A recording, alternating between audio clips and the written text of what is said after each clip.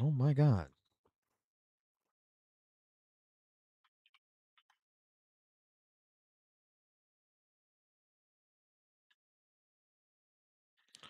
Oh my god. Okay.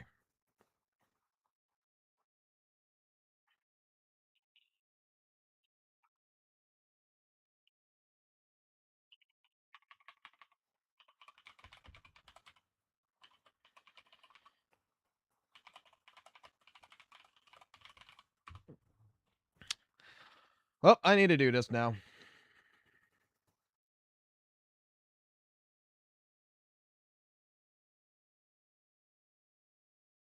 That is fucking annoying.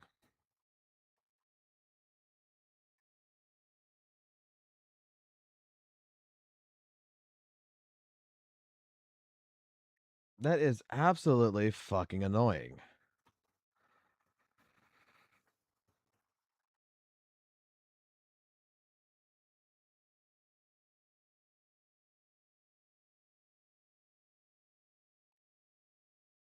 Okay. Are we back? Are we good now?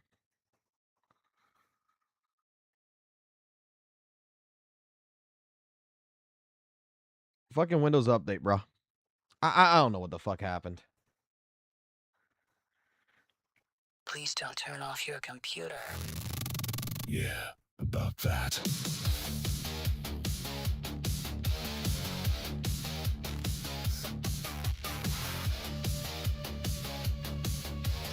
Sat down late, got work to do. Deadline screening, coffee's brewed. Click one file, screen goes blue. Updating now, I didn't choose. 99% for an hour straight. Hard drive crying, testing my faith. Why you patching what ain't broke? Who approved this cruel ass joke? I said remind me later. You heard ruin my night. Auto restart like a dictator at 2:37 a.m. Alright! Fuck you, Windows update. Not today, not tonight. I didn't ask for new bugs or my drivers to die. Fuck you, Windows update. Stop breaking my flow. Every fix makes it worse. And you already know. Audio gone, mouse won't click. GPU acting real suspicious. Settings moved, menus flipped, improved experience. My ass. Bullshit. Rollback failed, restores a mess. Why's my password not I gotta look at all this now. Fuck me. sound? Congratulations, Clown Town. Telemetry watching me rage. Progress bar stuck in a cage. You say just a few more minutes. It's been a geological age. Fuck you, Windows update. Let me live my life. You rebooted mid-raid. I kind of like that, but I don't. Please don't turn off your computer. Yeah, about that. Sat down late, got work to do. Deadline screaming, coffee's brewed. Click one file, screen goes blue. Updating now, I didn't choose. 99% for an hour straight. Hard drive crying, testing my faith. Why you patching what ain't broke? Who approved this cruel ass joke? I said remind me later. You heard ruin my night. Auto restart like a dictator at 2:37 a.m. Alright? Fuck yeah! Windows update. Not today, not tonight. I didn't ask for new bugs or my drivers to die. Fuck yeah! Windows update. Stop breaking my flow. Every fix makes it worse, and you already know. You're gone, mouse It won't should be this one. The other two streams should be dead. Those other two streams, I killed them. menus flipped, improved experience, my ass. Bullshit, rollback failed, restores a mess. Why's my password not correct? You added AI, removed my sound. Congratulations, Clown Town. Telemetry watching me rage. Progress boss stuck in a cage. You say, just a few more minutes. It's Give me a been minute. We're installing the new graphic driver.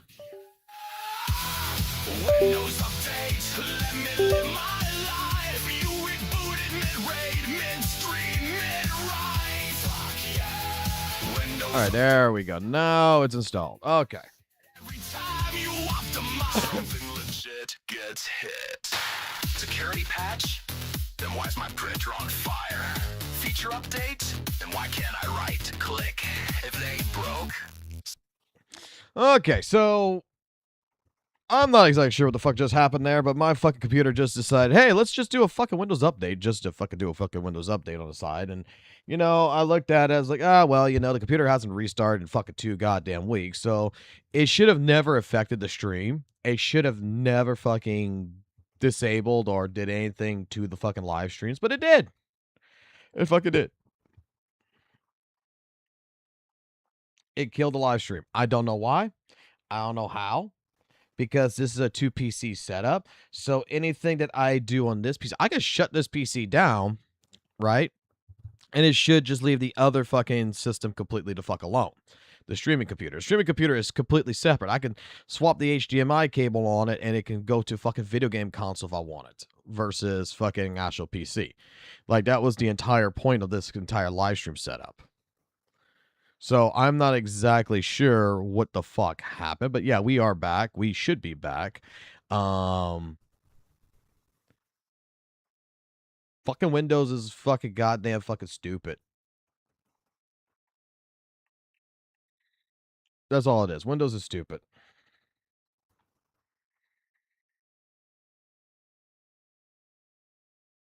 Okay. We'll give it a few minutes. I want to test Art Nights again.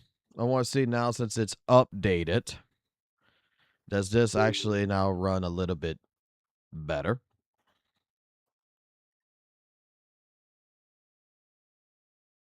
Since we updated and since we restarted, and dare I say, look, I'm going to be honest, when you go fucking like 3 weeks to 4 weeks, you know, almost a month without restarting a computer system, technology's going to fucking fucking computers going to fucking goddamn straight up be a bitch.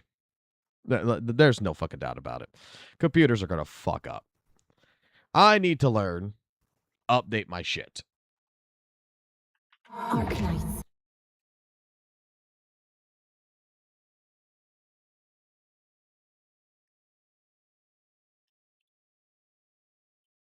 Just double checking it right now.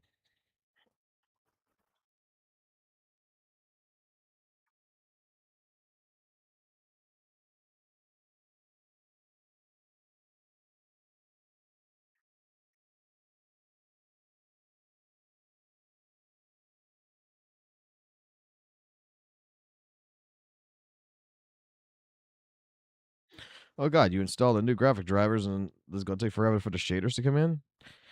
Well, this is one thing I do appreciate. I appreciate fucking preloading fucking shaders.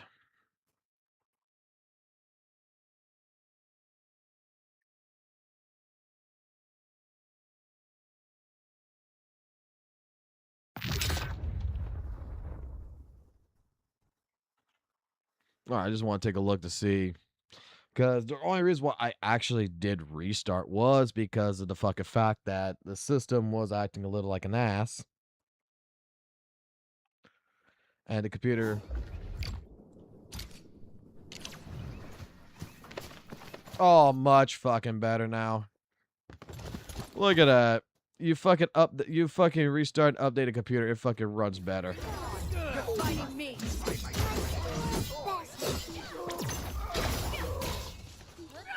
Any last words?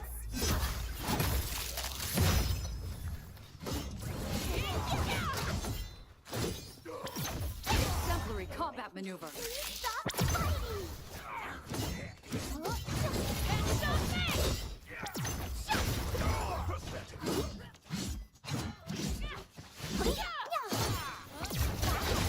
In position. This hardly counts as warm-up.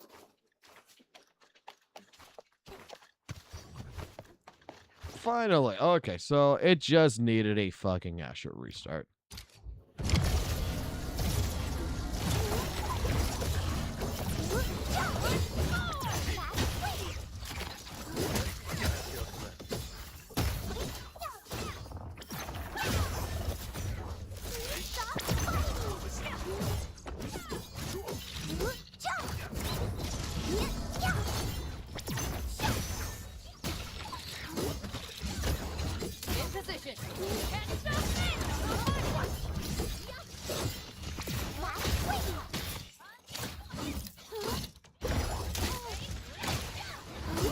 Might see, but the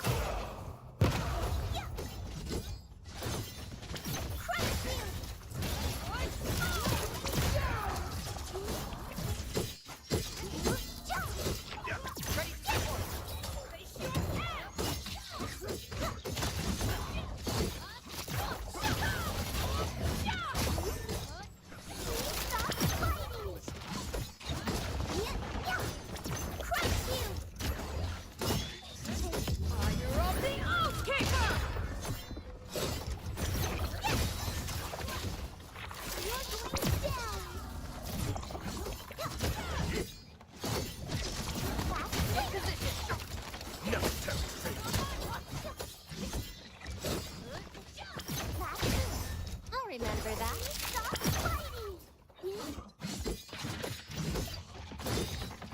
Crush you!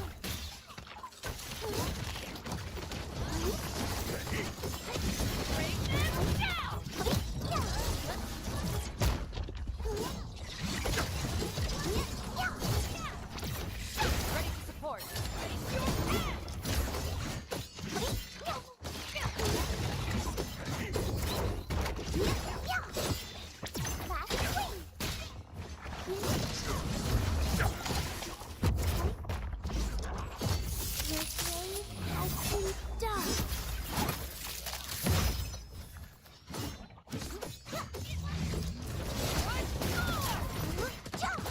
In position.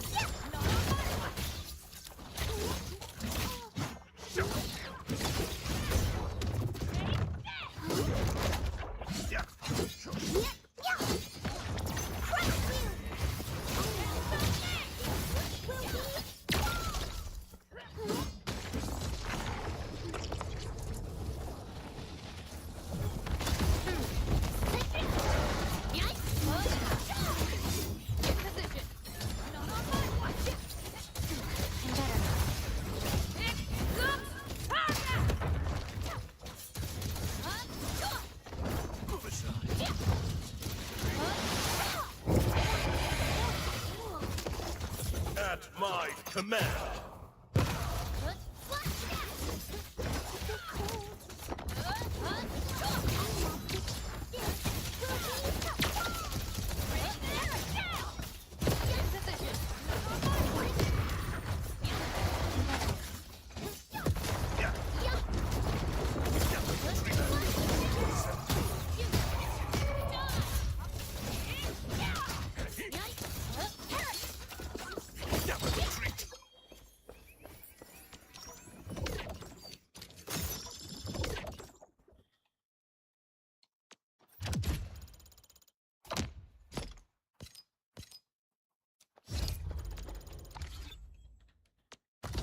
All right, that's what I wanted.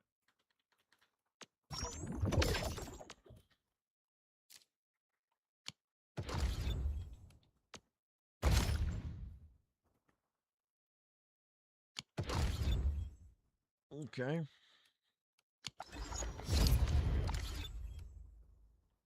Go to my teams. Go back to my original team. I hate trouble, but boredom's worse.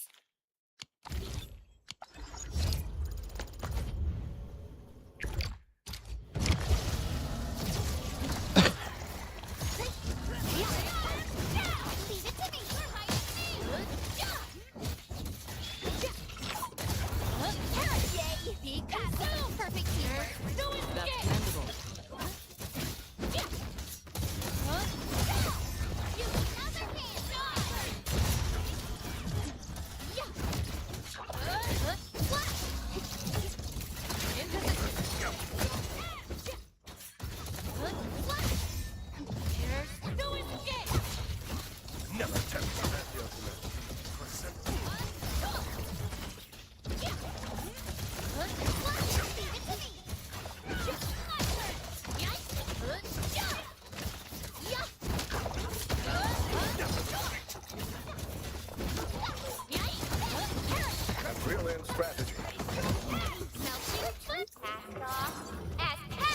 At my command.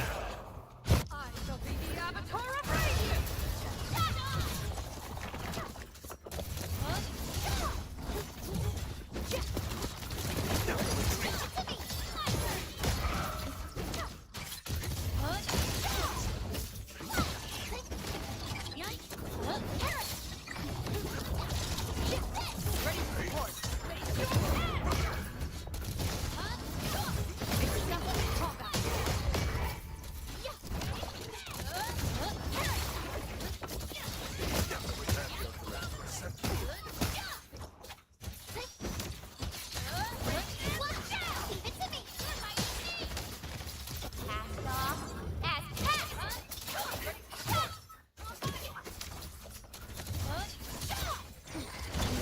That was an oversight. Okay, get him. I'm better now.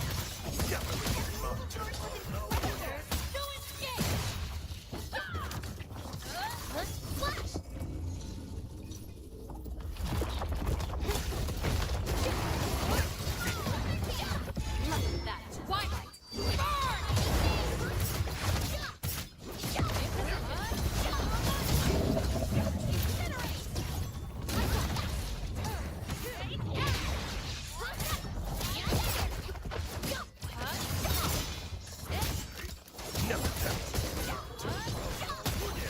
Might see, but they're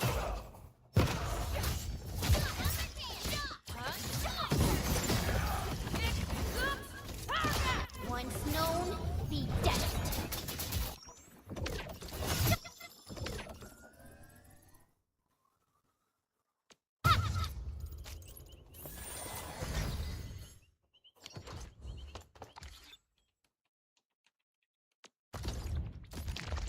Weekly routine done.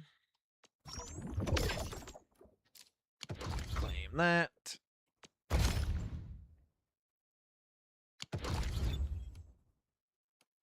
Go look at my valuable stash real quick. Because we just got this.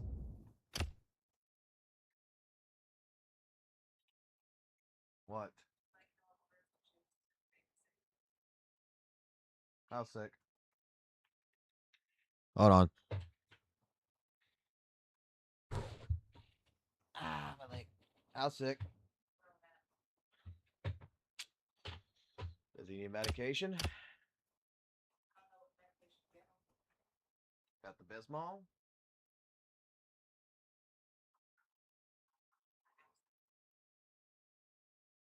Yeah.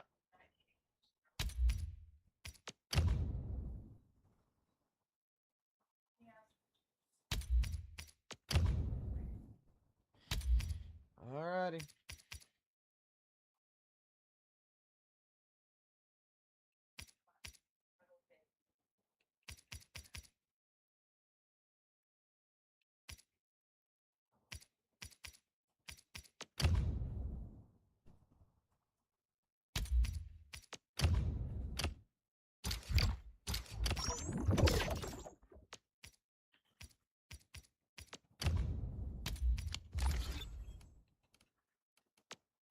Looking for me? And I hope that our battles may bring about peace.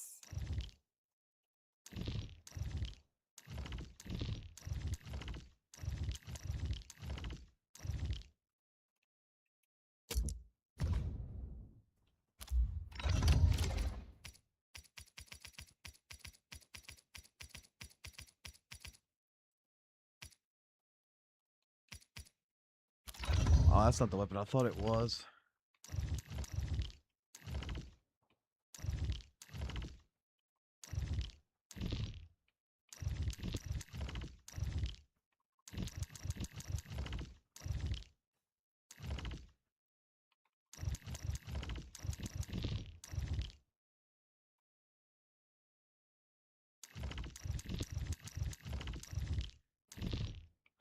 I thought it was a fucking great sword. No, it's a fucking short sword.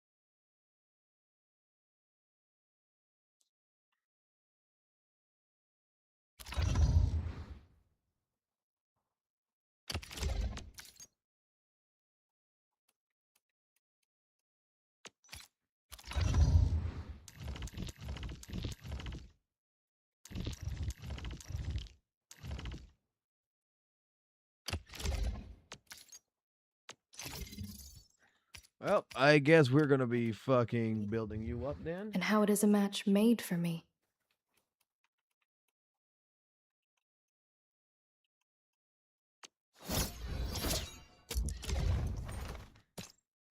Living in the wildlands teaches you things, and such lessons help forge a keen blade. Promotion. It means that I've earned your approval. Then I'm pleased to be approved. Oh my god, she is fucking brainwashed.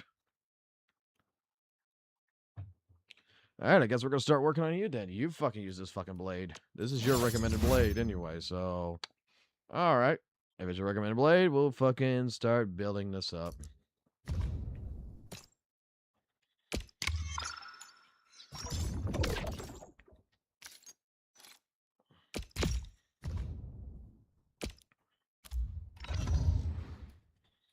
Wait, isn't there... How do I do this? Upgrade. There's a way of tuning this. Here's a way of tuning this potential. There it is.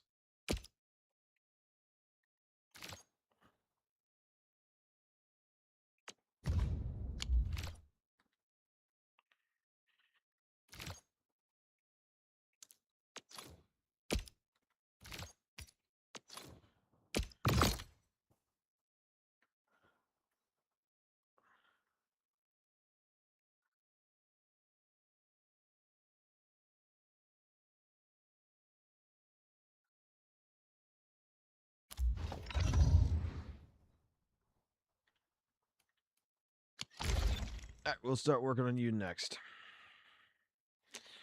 What patch note drama? Oh, it is a funny little goddamn fucking thing that I'm fucking going to go ahead and do when we're going to talk about fucking drama shit, because I know people, that's the only fucking reason why people come to the stream. Okay, we're done now. We're done. We're done. We're done. There's still 2 streams. How the fuck is there 2 streams?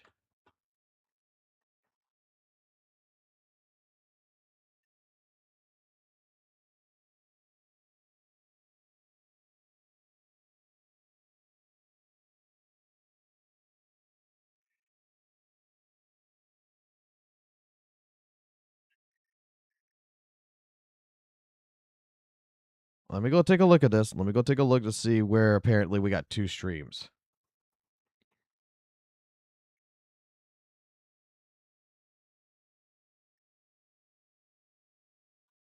I don't know what the fuck y'all smoking. Because it clearly says we only got 1 stream. There's no 2.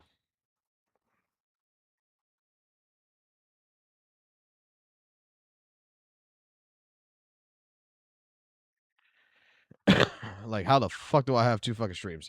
All right, I'm not playing Arc Knights. Like, I will save Arc Knights for later. Alrighty, is there anything in the reaction department really quickly to go take a look at? And I think there is, actually. I want to see one video. I want to see for sure one vehicle real quick.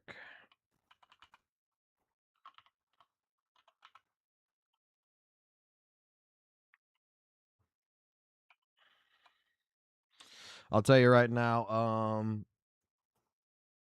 before actually diving right into this shit, I want to make a disclaimer that, like, anything that's related to Tectone, I just want to let y'all guys know. I wanted to talk about this earlier. The entire Tectone situation, right now, until a transcript from the court actually appears, and I'm not talking about a transcript from last year that some people are trying to post out. I'm talking about a transcript from Friday the 23rd, that it is a transcript. It is a motion that right now, the wording that I'm hearing about, like, Tectone lost a court case, that the protective orders for 10 years and stuff like this has not been fully confirmed. We actually got the records, to be completely honest. We actually were able to find the records and pull the records. And the last known record that comes from actually on that day is a order by the plaintiff, which would be the ex-girlfriend, Pink Chew, whatever her name is, requesting pretty much for the records to be sealed. that she wants it to be treated like HIPAA, to where all the information does not get out to public. So that way, you know, people don't fucking have her address, people don't know her date of birth, people don't know nothing about what's going on, and she's the one that filed that motion. Now, when it comes to the hearing side, there could have been a whole bunch of other stuff that was involved in that. Could be a whole bunch of more shit that was totally involved in that. But otherwise, until a transcript comes in, the case is still pending. The case is not closed. The case is still going on. And the judge has not made a judgment on anything that is been certified yet.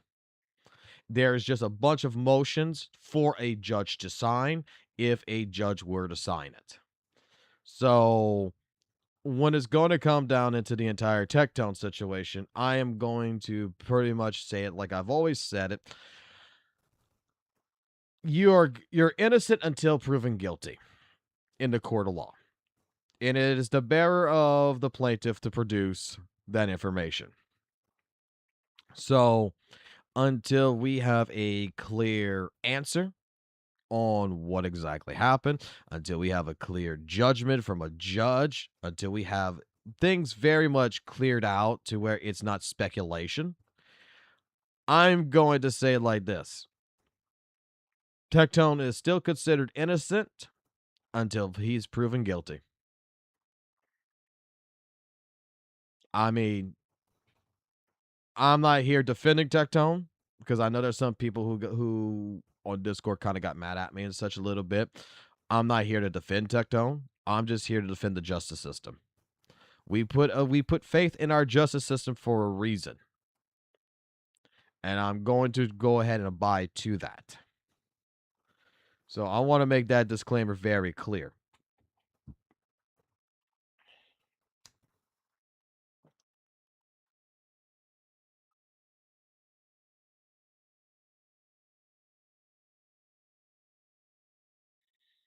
All right, I want to see this video.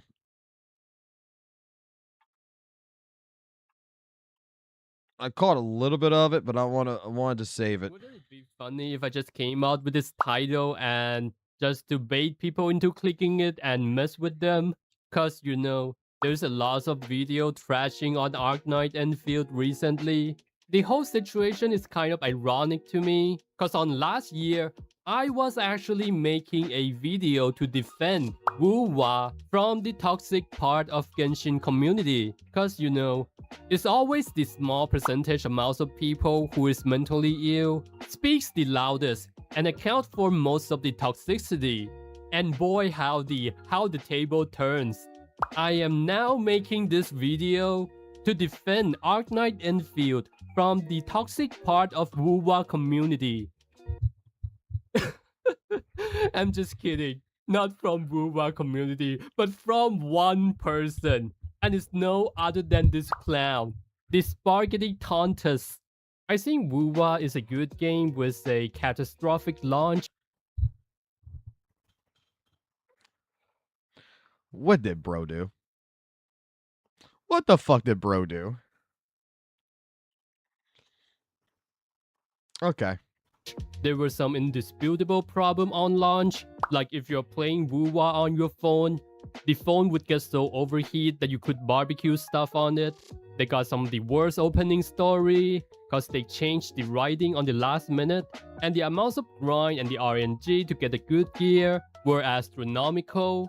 I believe that they patched the RNG at 1.1, so it's kind of true that Arknight has a better launch than the Wuthering Waves. Even though I could recognize Wuthering Waves is a good game, they got probably one of the most interesting combat system. It's not only just flashy, the aerial combat in WUWA is also pretty insane. But I still ditch it after 1 month of playing, cause preference exists. And all I wanna say is that don't let these drama content creator convince you that there's some kinds of war between the two community. These drama content creator, they strive out of the conflict that they instigated.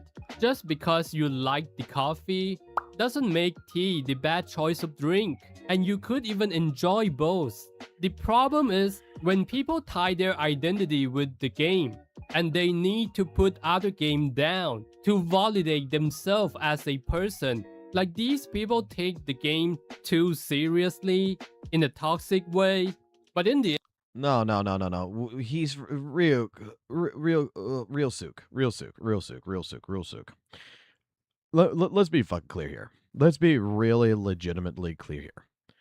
Saint Tonus is not emotionally attached to Weather and Waves.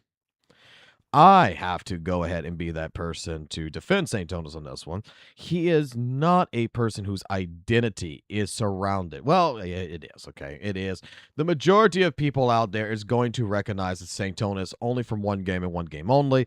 That is Weather and Waves. But the fact of the matter is that I'm going to put it like this. Saint Tonus isn't really a Weather and Waves player. He might do guides once in a blue moon. He may talk about the game once in a fucking blue moon. What Saint Tonus really is a React streamer. Dare I say, he is getting up there to where if he wanted to be a political React streamer, he could totally fucking do it. He'd probably get eaten up alive in the fucking industry, but still. Like, this guy will use Weather and Waves as a weapon, not as a tool. He doesn't give a fuck about WUWA. He's just a React streamer. end, it's a game, not a cult. You're supposed to have fun with it. And if anything, really quickly, if anything, I would say that, and I've seen this fucking image just coming in. I see it coming in, and I just want to go bleh on this one. But, like, legitimately, if anything, if you do not want to consider Saint Tonus a React streamer, there's another title he goes by, and that is an anti-Hoyle creator. do think most of the audience of the slop contest are like that. I could also recognize that there are also a good amount of people who feels like they were robbed by the Genshin Impact, holding the grudge toward the MiHoYo, and find his opinion resonating. Now let's look into this retard contest video. The worst gacha ever. Enfield is dead on arrival. Some beef with Mr. Pokey. Another beef with Mr. Pokey, because he's a bigger content creator than Saint. Saint is wrong, indeed, you are wrong. And also dishonest. Worst launch in gacha history, nah, is the Wuthering Waves. Even though it's pretty successful now. They lied about Enfield's gacha. Enfield's death lied. The audacity of this retard who lie more than you far to call out other people lying is just simply unhinged. The worst gacha game in free-to-play history. Let's look into it. It only takes me one pull to get a new car. That pull costs. The guy haven't even started playing the game yet. This is the beginning of the game. How did he came out with so much opinion without playing the game? I do know for a fact that he played a little bit of CBT, but it doesn't take away the absurdity of it. He plays so little that it's impossible to came out with any valid opinion. And do you guys know what's even funnier? Anyone who took his words seriously, you just got baited hard. And anytime when somebody is proven him wrong with all the theory crafting and calculation, he will just call the community toxic and then farm another waves of content. If I could guess what this video is gonna be about, it's probably about you're not gonna be able to get enough limited pool within like 4 or 5 hours of playing it. But still, just because you couldn't get the early rolls doesn't mean it makes the game bad. You're getting most of the pools after you complete about 6-7 hours of content, cause you gotta be able to explode, and by that time you probably finish the quest, assuming that you don't mess around with the factory like me.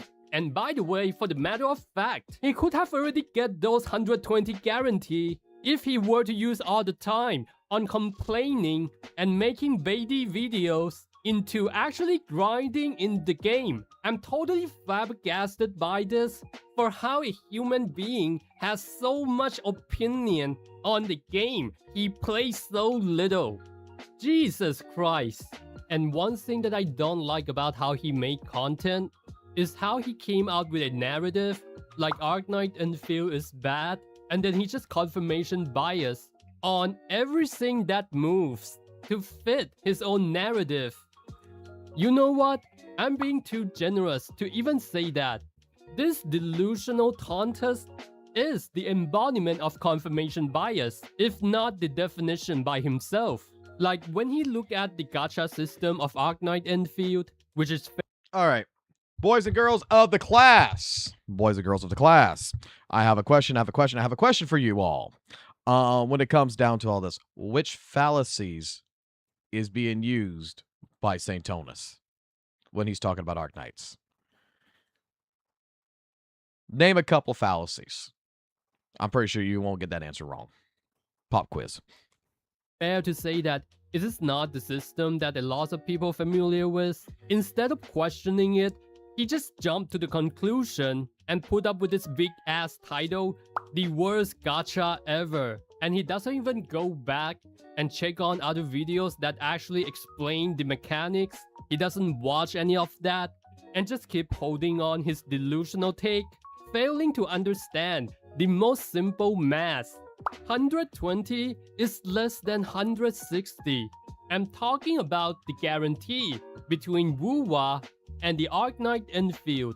Dude has to re-educate himself in the kindergarten to learn 2 apples is less than 6 apples. Jesus Christ. Okay. Let's be somewhat a little fair. You know what? We might need to make a video on this. But let's be a little bit somewhat fair, okay? No gacha system is absolutely fucking perfect. Okay? They're all designed to fuck you. That is just the fucking truth of the matter, right? That's business 101. Business 101, you're not going to make money unless you incentivize and you find ways of making money. And all these companies, whether it is a Hoyle game, whether it is Hypergriff, whether it's whatever, whether it is Kuro Games, their entire point is to make money at the end of the day. Okay? And this is gambling. Okay? Now, I will say that when it comes to Arknight's gacha system, the system itself, okay? The actual internal embedment, the actual programming, the actual way that the system works. I like the concept. I think the concept of the system is absolutely great. I think the idea behind this that, you know, in general, you go through a 50-50 process. If you lose your 50-50, that at a guaranteed set, which is 120 on the pools, is absolutely saying, hey, look, this is your guarantee. If you won your 50-50, your 120 goes away. It resets to nothing. At that point, because you won the character, congratulations. You didn't need the safety net. Okay? And if not, you have the safety net for the character. When it comes down to it, people are going to argue back and forth on a lot of different objectives on this. And one of the biggest objectives in this game is going to be the pool currency.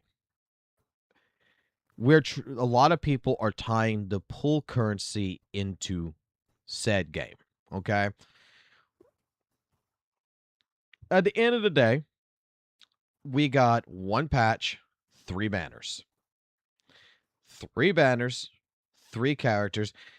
There's not enough pool currency to guarantee you all 3 characters. That's a fair statement, I think, that could be described.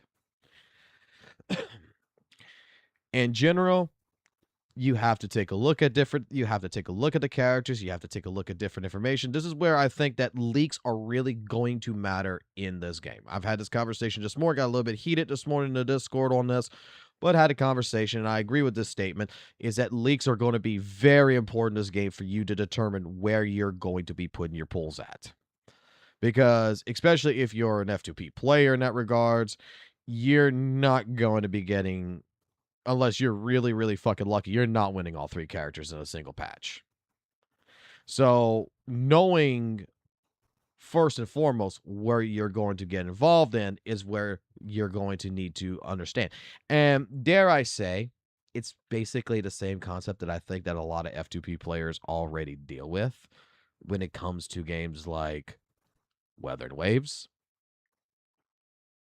ZZZ, HSR, fucking Genshin. You got a fucking banner. It has 2 characters.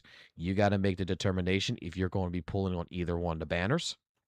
You got to make the determination if you're not going to pull on either of the banners and you're going to save for another character. I know some people who saved all their pulls for a Void Hunter, right?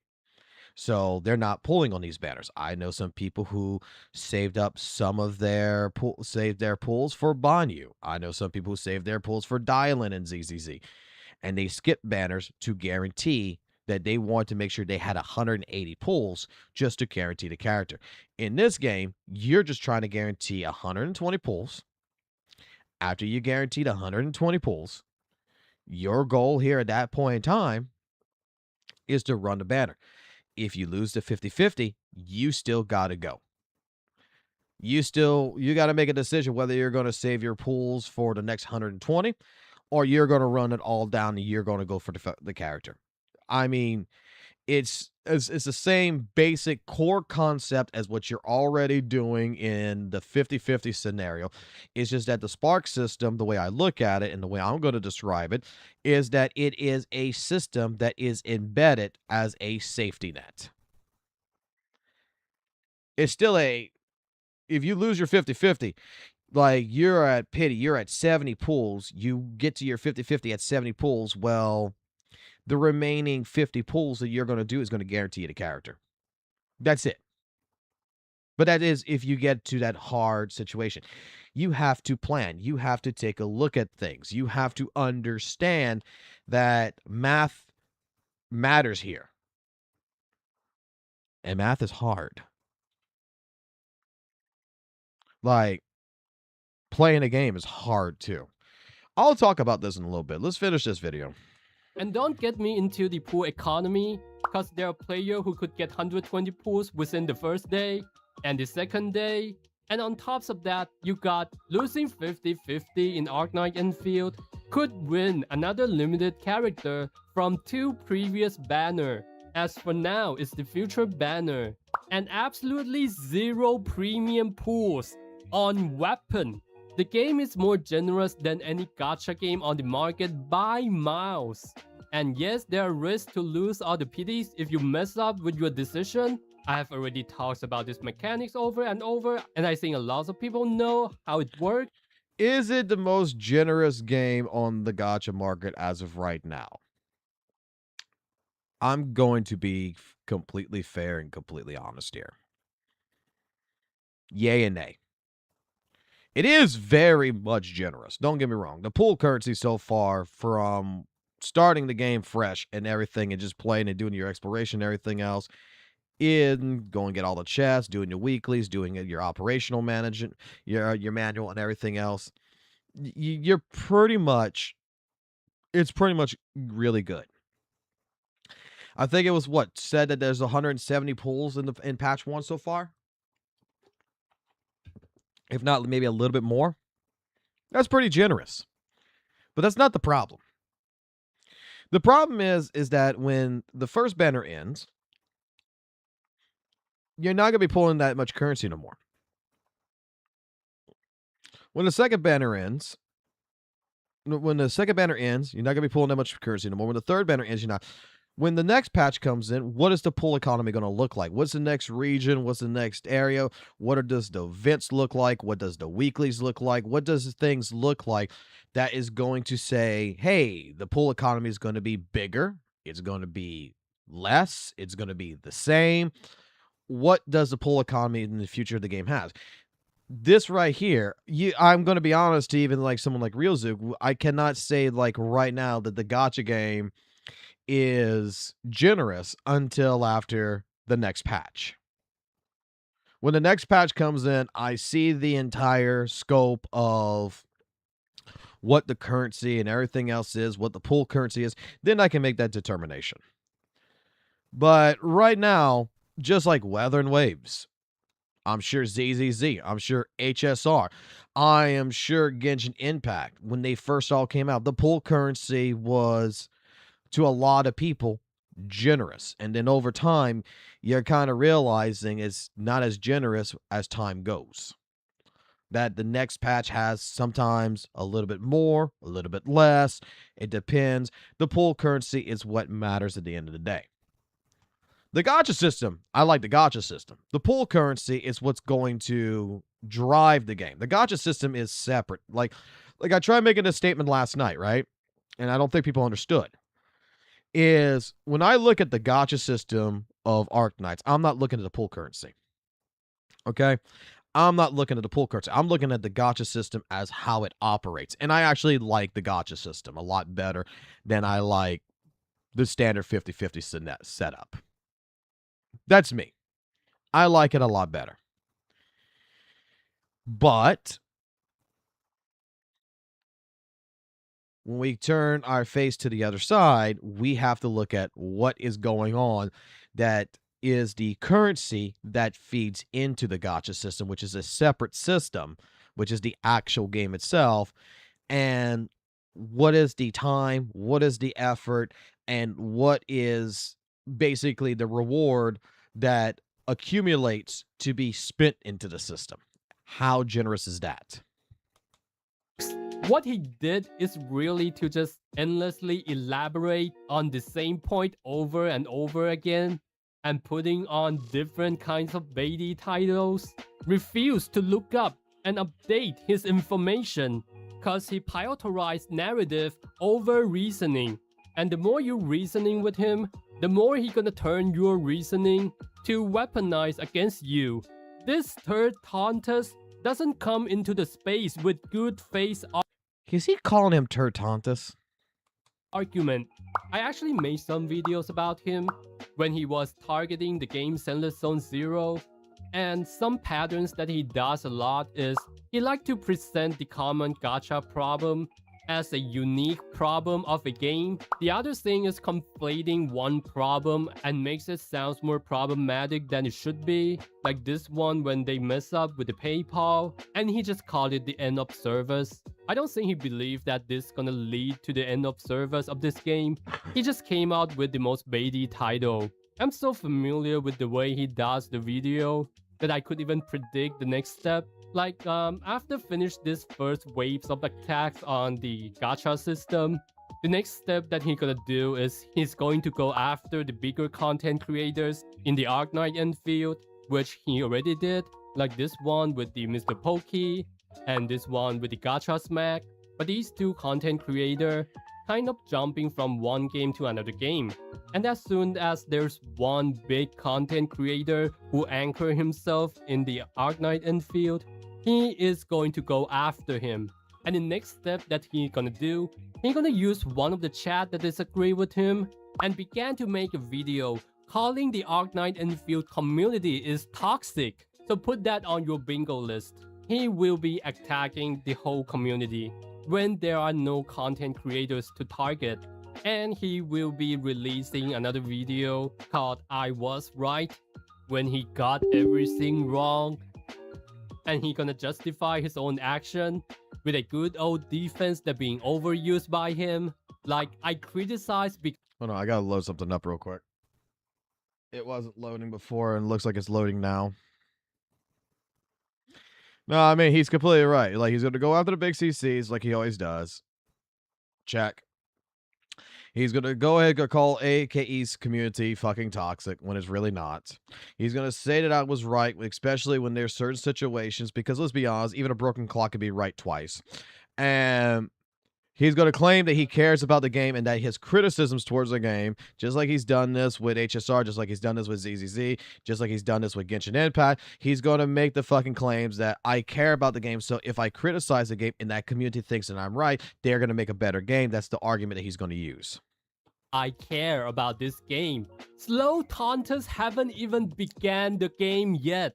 How does he know that he gonna like it or care about it? And next, he gonna use Whirling Waves as a comparison and keep sucking on the Kuro's wiener. And No, he's completely right. He's completely 100% right so far. And start all over again. He gonna do it with the Silver Palace. He gonna do it on the Neverness to Everness. And he gonna do it on the Ananta. which is not even a gacha game. And you gotta know that his channel is thriving on the conflicts and the negativities, putting out video criticizing the game aligned with his own interests. I mean, having criticism with the game is what I think is going to end up happening, to be completely fair. And it's going to be this year. I'm going to call it. I'm not sure what time this year. It's probably going to be sometime mid or late this year. This is going to happen. He's going to do a complete 360. Excuse me. He's going to do a 180. And he's going to start attacking Kuro. But before he attacks Kuro, right now he's seeing that right now you got NTE. You got Silver Palace. You got Arc Knights. You got Ananta. You got different games that are probably coming out very soon. He is buying his time right now until he finds the one that he actually enjoys, the one that he can make the most content on, the one that he can actually go ahead and when things go good in it, he can take the claim that he is one of the people that saved it, and he's going to change ships at that point in time. That's what I'm going to call for this year. Right now, he's not attacking Kuro games, right? He's not going to attack Kuro or anything and jumping onto the Arc Knights infield situation because he probably doesn't actually really like Arc Knights. He doesn't like the grindingness of it. He wants something simple, easy, fast to make content with. NTE, he's probably not going to like NTE, even though it's more similar to Weather and Waves, because that type of community comes from Tower of Fantasy, and they already don't like him. So he's going to have to compete against people like Gato and stuff like this, and that's going to be a whole another entire deal, and it's going to be easier to bash that. Silver Palace might be one that he's going to try to jump ship onto. It depends on what goes on in the future in that regards, and that's what I think he's doing. I think that he is buying his time right now. And he's going to pick one of the other gachas, and he's going to make this claim that it's the best gacha in the world, and he is going to swap over. And then, dare I say, Weather and Waves is going to be like Genshin Impact to St. Tonus. To where, basically, he's just going to attack WUWA. He's just going to straight up attack it. He's going to say he enjoyed it so much, but over the years, the game company basically did all this shit, and he's going to start attacking the hell out of it. And that's where the Weather and Waves fan base is going to get very much divided even more. Totally normal, but having pretty much all of the video in the channel, trashing on other game, and glazing Wuthering Waves, this is just the next levels of dishonesty. And it's unbelievable to die on this hill of delusion. His credibility was collapsed in the Zenless Zone Zero community already, because there has been a tons of creators calling him out, exposing him over and over. Strip every single lie that he put out there. You can check out on people like Resi, Foxo, or Aligato on this. I'm not so good at doing the detective work. I'm just focusing on the absurdity of this person and the whole situation. And as I said in the beginning,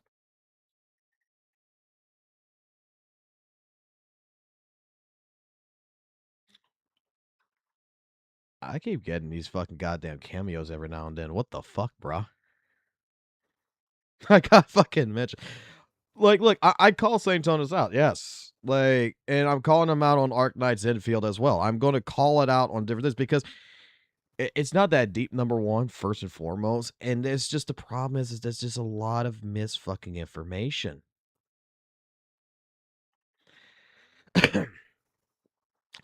Like, real talk, right? Real talk. St. Tonus is more or less, I would put like this. He's more or less a person who looks at the box. Okay? Looks at the outside of the box. Sees that the outside of the box is pretty much weathered. It's ugly. It looks bad.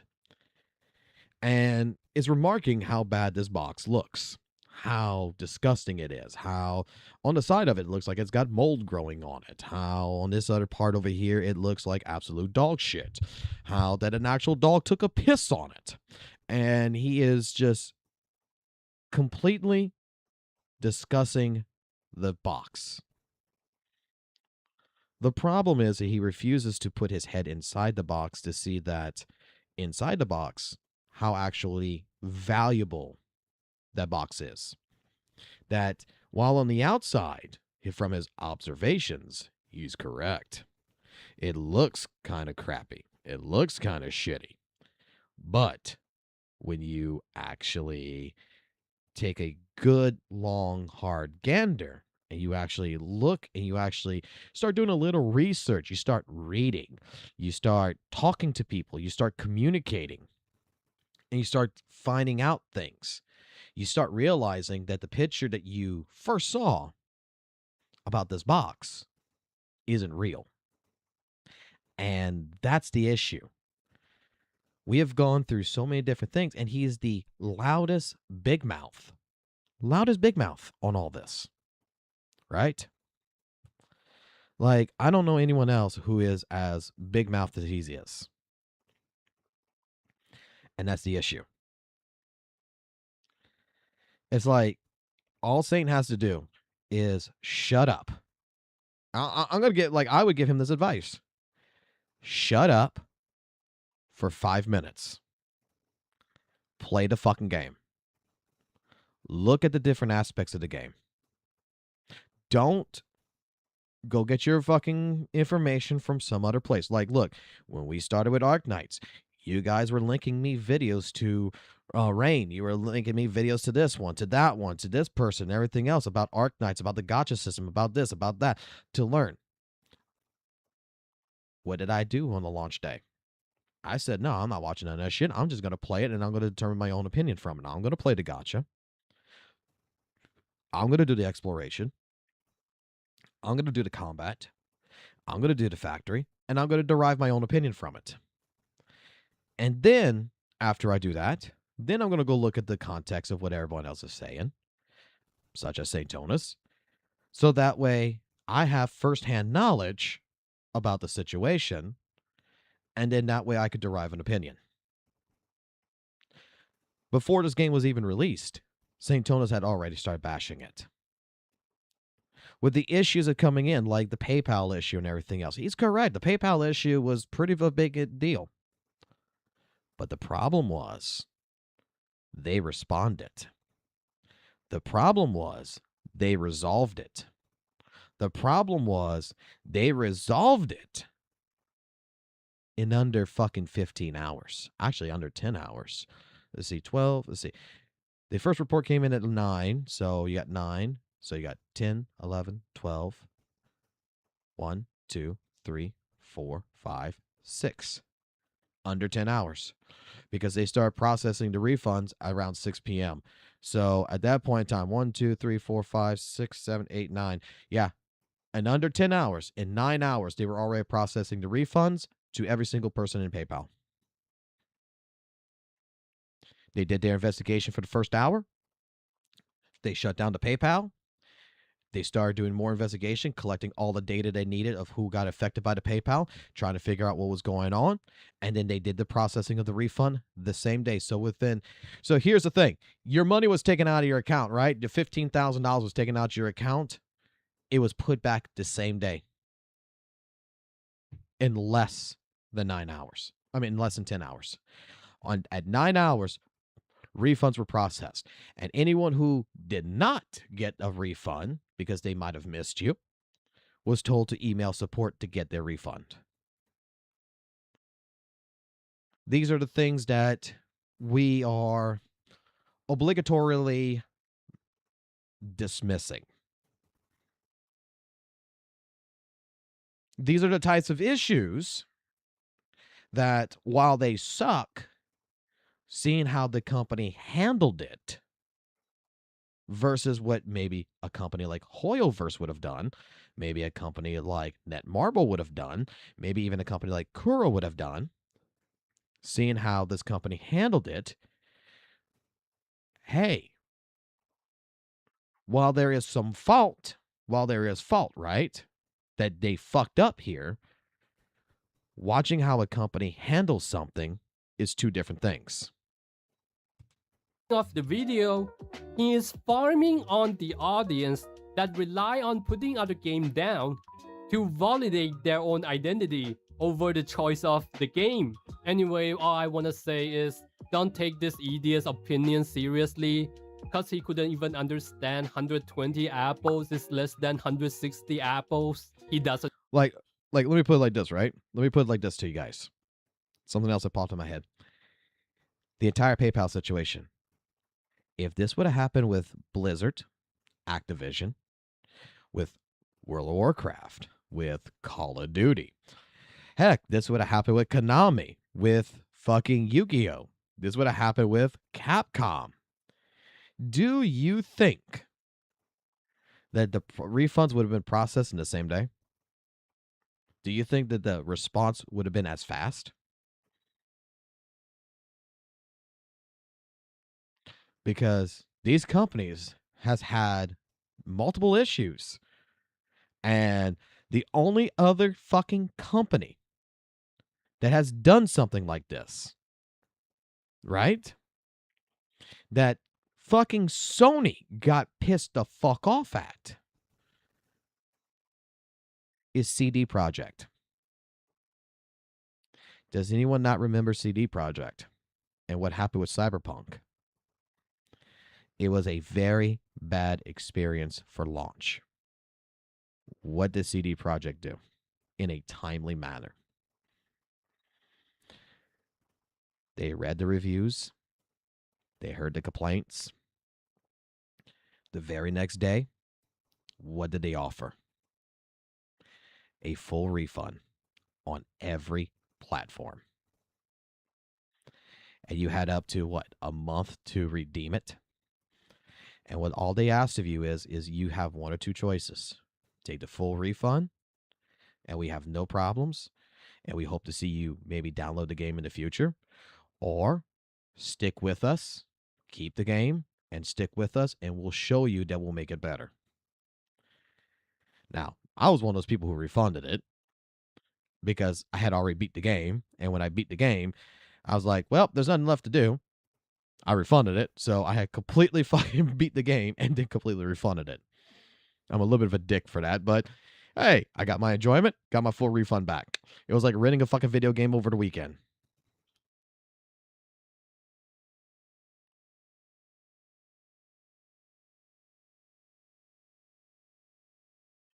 That's exactly what I did. I fucking fully finished Cyberpunk. Fucking did everything I wanted to do in it, and then I refunded it. I got all my money back. And I got the fucking stream of me playing the game on this channel. I got the stream up, everything else, and me playing, beating the game, everything else, and then fucking refunding it. even play the game, and even if he play it, he will constantly looking for the slightest problem, niche pick it just to align with his narration with the game. This guy is a total clown amongst the Zenless Zone Zero community, and I wish Arknight and Field community could treat him the same way we does, and never assume that he's coming. Is St. Tonus really a clown? That is a question that I do have to ask. Because the reason for me asking, is St. Tonus really actually a fucking clown, is that I think clowns actually do a lot more work than what St. Tonus does. They actually blow a lot more hot air in their balloons. In with good faith, cause he never did. Anyway, what he did is really just trying to farm the negativities from a popular game. I don't have issue with content Wait, creator that sound different? farming for the popularity. Do I actually sound that different? Am I nasally or something? Like, hold on. You know what? You tell me. Hold on. Let me reset all this down to 0. Okay, so this is all down to 0. This is what I fucking sound like at 0. Now, if I turn this up right here, we can put a little bit. I think this is the bass section. This is our lows. This is our mids. And this is our highs. I think I'm going to leave it by like that.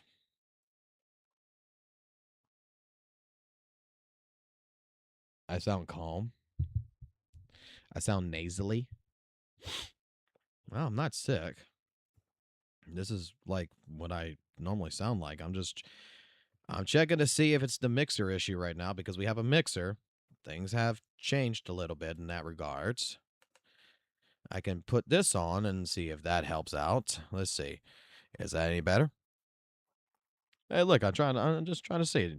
Do I sound good? Do I sound bad? Do I sound like a shit fuck?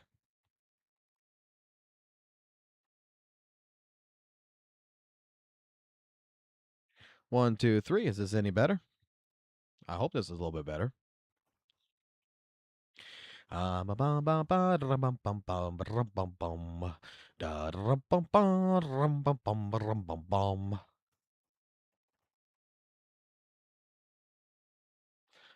I was on a 7-minute delay. Yeah, make sure that you're always refreshed in that regards.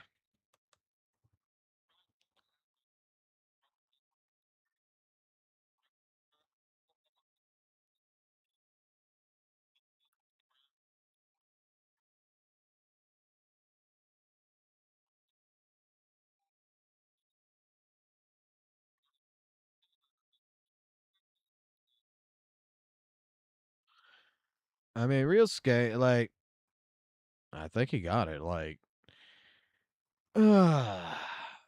there's there's issues with Dark Knights in some regards, right? But it's not as bad as what people try to make it out to be.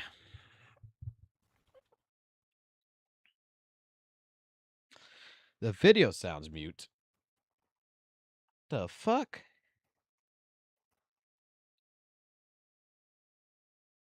The last part was mute. Hold on.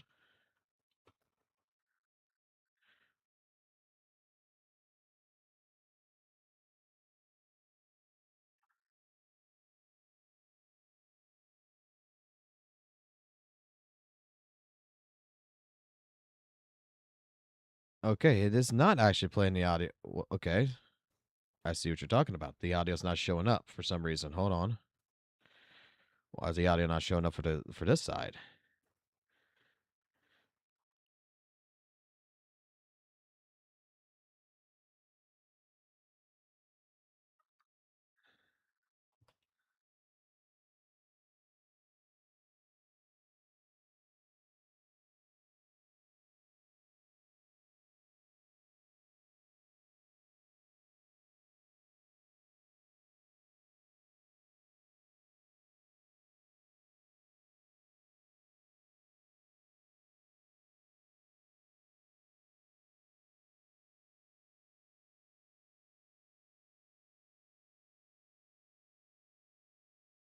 Audio not going through because I can hear it. I can hear it. But why is it not coming through? Why is it not coming through? I can fucking hear it. Why can I hear it but the stream can't? Okay, is this thing fucking up right now? I'm about to fucking just go back to the old fucking way of doing fucking things.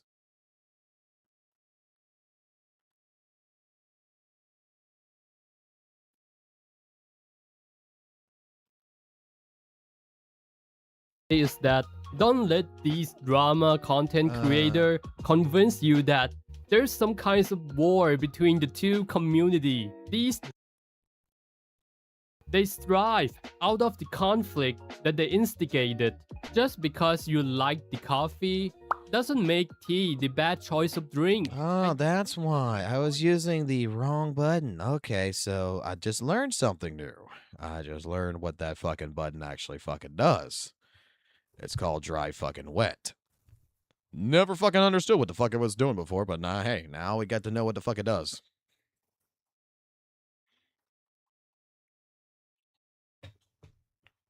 There's more drama with St. Tony's. Okay. Let me explain this. Let me explain this very fucking carefully to every single person who does not realize about St. Tony's. Okay? Let me explain something. There's always going to be drama when it comes to St. Tony's. Every day is a drama. It depends whether we cover it or not. We haven't covered St. Tony's drama actually in a good bit. We just started doing it again. All you have to do is just go straight to his channel. every single fucking video is going to be a drama-induced video. Prove me fucking wrong. Even the guide videos are going to be drama-induced in some way, shape, form. That's going to try to tell you that you're a shit player. This is how you're supposed to play the game. Like, dare I say, you could totally make an entire channel that is, like, dedicated to everything St. Jonas. You could. You like, we've kind of proven this already. You could make an entire channel in regards to St. Jonas and do nothing but content on St. Jonas every single day.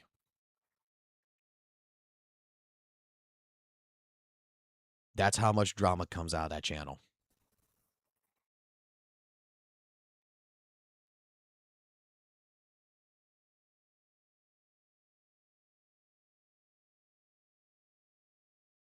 Until the day he would stop, he is free farm.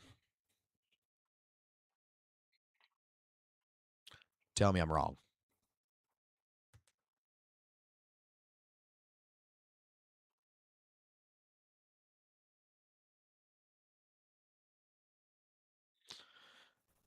Because I've seen this before.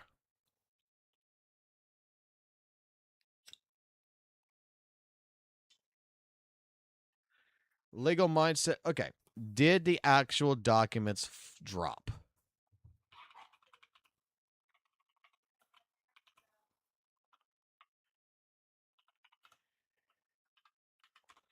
Because when I looked at legal mindset,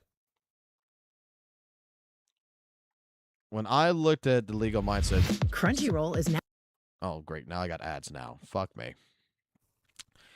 Because when I looked at legal mindset earlier, dude wasn't showing anything about the files.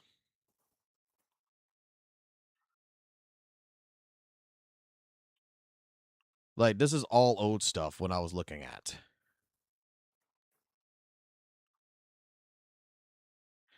Is this the latest?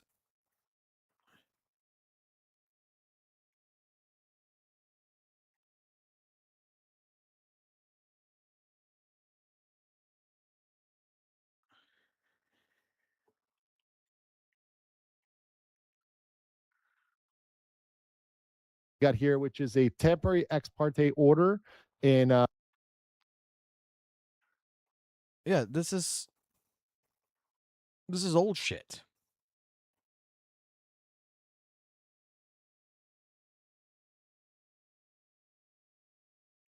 This is from August.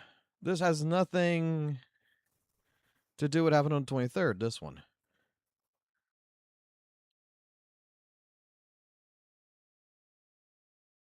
Oh.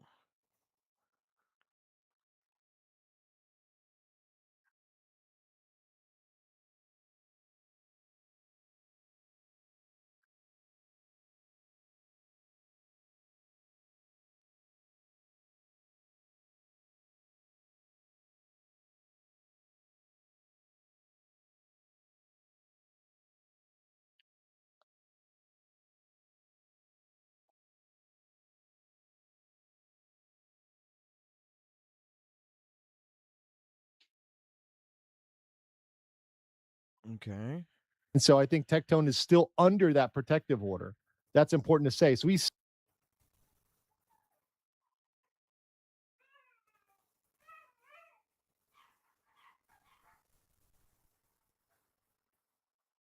Okay, so that's on the 7th. This is the sealing of the records. Dude, we got all these we got all these documents already. This is nothing new.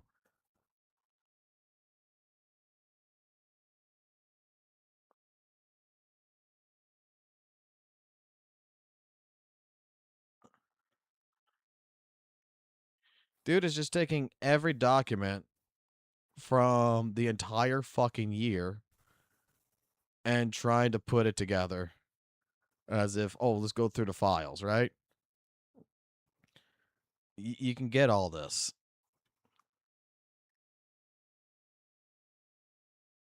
You can get all of this right now. None of this is not what we were looking for. This is not what we're looking for. What we're looking for is the actual hearing, the actual transcript of the hearing on the 23rd, which, according to certain sources out there, is claiming that Tectone lost. That it was a 7-hour entire hearing, blah, blah, blah, and he fucking lost. Well, that transcript is what matters. The transcript of everything from the 2025 and all the way up to January 6th, none of that matters. Now, the problem is that in one particular document, and we got all these files. There's one particular document which the applicant, which would be Pinkichu or whatever her name is, filed to seal the records. Her attorney and everything filed to seal the records. Not Tectone. She did. So there's a good chance that the fucking transcript is going to be fucking sealed. If the judge signs off on that, no one's going to fucking know shit.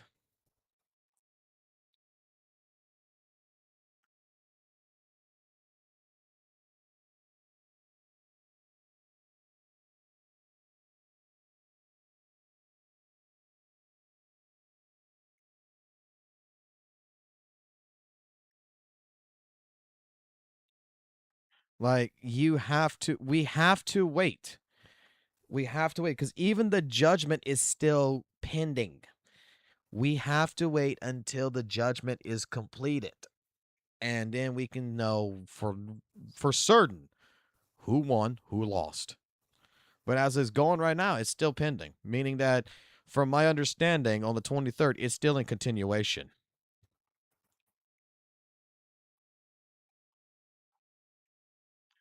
That's why, like I said earlier, when it comes to the disclaimer of Tectone on this stream right now, like, the dude is innocent until proven guilty. That's how I see it. He is innocent until he is proven guilty.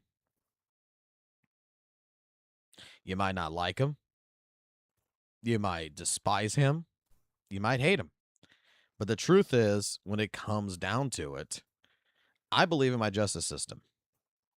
Now, granted, the justice system has failed over time, but that is the reason why we have it in place, is because we are supposed to be able to give people fair trial. We're supposed to be a country here in the United States of America where you're innocent until you are proven guilty. We might not like the results that ends up happening, but I completely disagree with making videos saying that Tectone's EOS. I completely disagree fucking calling him out, calling him the R word and everything else like people are doing on Twitter and such. I disagree with that.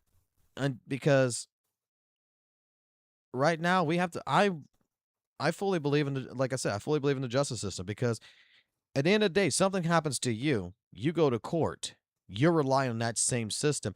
You're relying that, hey, you should be innocent until proven guilty. When we go ahead and we start treating the justice system as it's basically bullshit, and we start saying, no, Tectone's guilty, Tectone's guilty, Tectone's guilty, and something happens to you, don't you dare want to have the same situation of like being innocent until proven guilty? Because these are hard accusations, okay? When you're talking about sexual assault, this is not something to play with. This is not something that is funny, okay? And I've seen it. I'm not saying that Pichu's lying. I'm not saying Tectone is lying.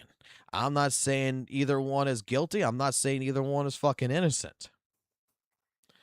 But I've seen it go both ways. I've seen the male version of them harassing and hurting women. And I've seen men as well, women as well, go out of their way to make false accusations to hurt a man's career. And this is why, when it comes into it, this is something that needs to be, dare I say, described, needs to be worked, needs to be processed by the legal system, not by the opinion of masses.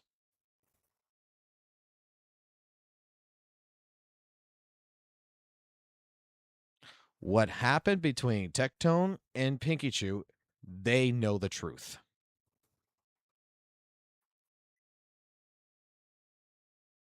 Jesus Christ, what the fuck's going on with my FBI bot? What the fuck? Close the bot. The bot fucked up. FBI Boo said go fuck off. I have no idea what FBI Boo is doing, but FBI Boo is trying to be, I guess, ICE here and trying to fucking get me fucking deported here.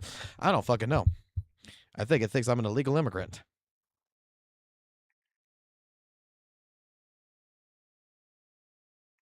I just shot the motherfucker. He dead. Motherfucker got shot and dead. FBI Boo got fucked.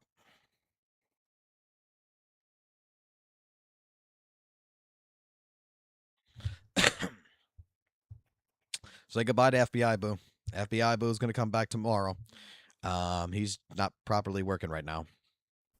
But like I said, when it comes into the situation of everything regarding around Tectone, it's a civil case. What happened is between those two. What is the truth? What is false? What is fake? What is everything? Is all in all between them. If Tectone is actually guilty, I fully believe that Pichu would have the proof, the evidence, the witnesses, everything that she needs to be able to prove it. There's some things that's weird about the case from a little bit I followed about it. And like I said, until there is hard proof, because everybody who's bringing up things right now, everybody who's bringing up these different situations, these different things right now, I'm going to be honest, man, like, I think a lot of it's over-exaggerated. I really think that some of it is over-exaggerated. I think things are just being brought up, that's being pushed, and is trying to spread its own narrative. That's why, like I said, on this fucking channel here, on this channel, even if you don't like St. Tonus, even if you don't like Tectone, even if you don't like Captain Cabinets, even if you don't like whoever content creator, and we reviewing the tapes, basically, we're reviewing what they're saying, we're going through things. I have to defend when they do something right. I have to fault when I think there's something I think is faulted at. When I'm not too sure about something and they're mentioning something, I go do the research to go find out different things. Like Legion Gaming, for example, yesterday we did a recording, everything else. We did 2 recordings on. I got to put the second video up today. But in general with Legion Gaming, dude brought St. Tonus into the entire conversation, saying that basically St. Tonus viewers went at him, right? We went go watch the fucking 11-hour stream on YouTube where there was not a single Saint fucking viewer in there that we could find. Not a single person that was attacking him. That people are asking questions, but not like degrading him, not degrading Arknights, not going ahead and saying WUWA better, Arknight sucks. They're asking questions. Nothing bad. And then he brings in a video saying, I'm sorry to the WUWA community, and name drop St. Tonus' community in there. And St. Tonus defends himself. And you know what? At that point in time, we go look at the tape.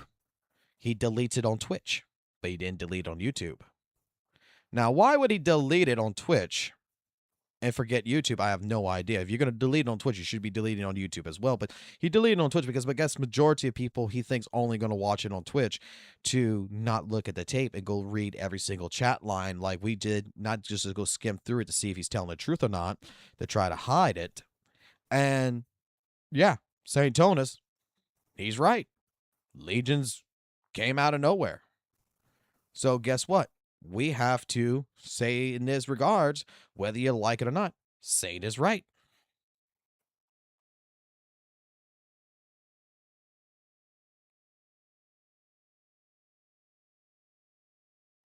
How's the blizzard going? It's over. It's done.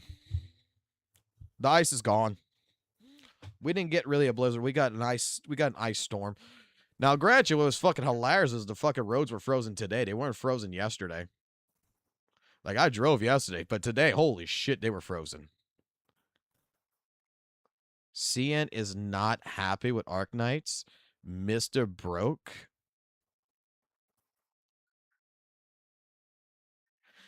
I'm kind of interested in this one. Find your part. Get set. Find your part. Use advertisement. Why is my fucking ad blocker not working? Hold on. My ad blocker is active.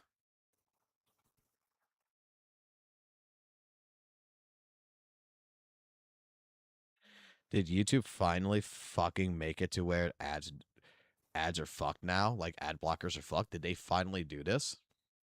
Nope. Nope. Secondary fuck goddamn ad blocker works. Fuck yeah. Yeah, we just cheated the fucking system. We just made sure that some motherfucker didn't get a penny. Woohoo! Have I seen Gabri Maru's new video? Yeah, let's go take a look. No, I have not. I'm going to be honest with you. Gabri Maru, man. Ooh, man. I feel bad for him. Dude needs some fucking coffee.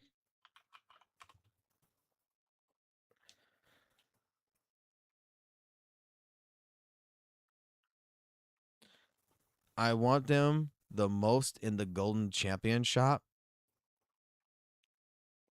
My last video. Like,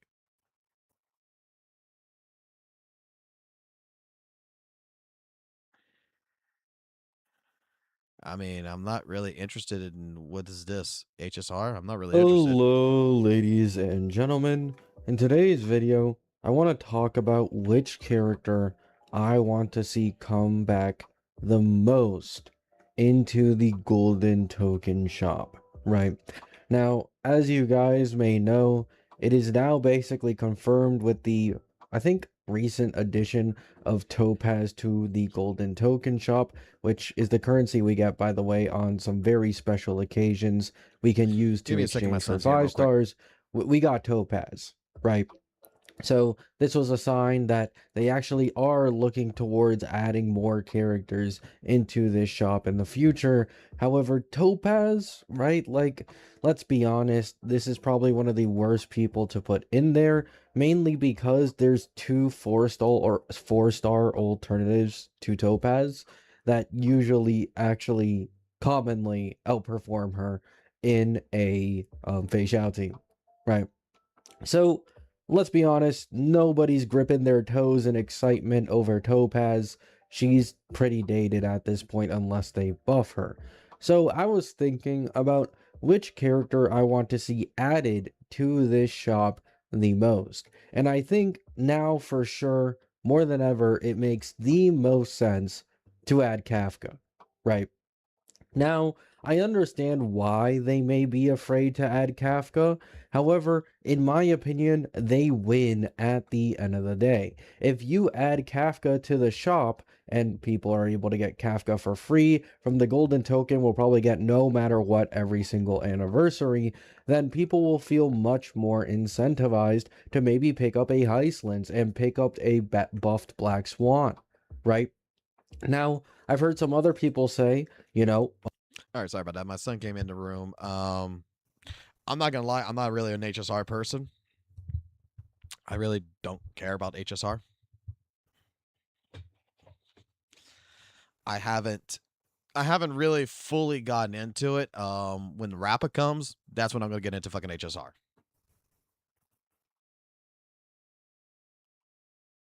Thank you, son.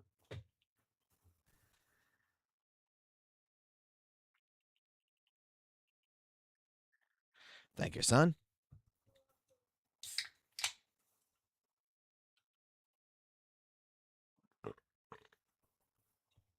Why Rappa? Because Rappa's hot.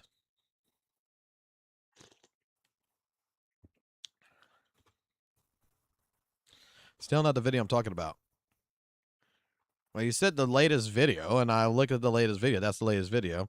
Unless you're talking about my last video on this topic. Or I don't know what's bad. I mean, if we're talking about the spinning event of fucking weather and waves, I'm not too interested anymore. This one?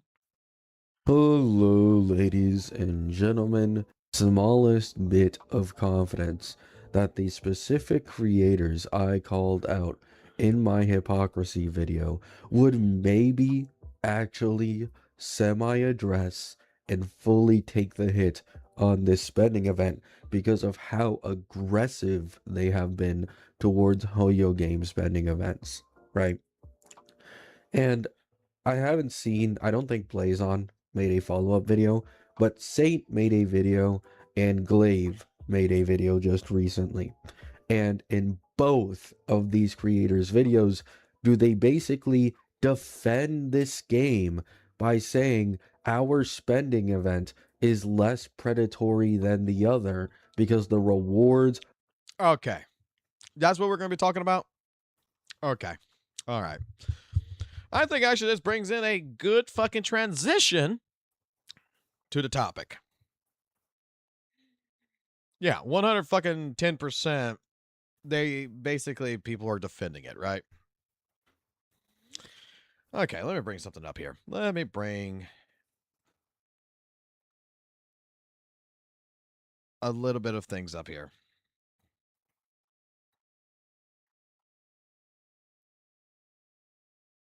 Give me a second. I got to pull this information up.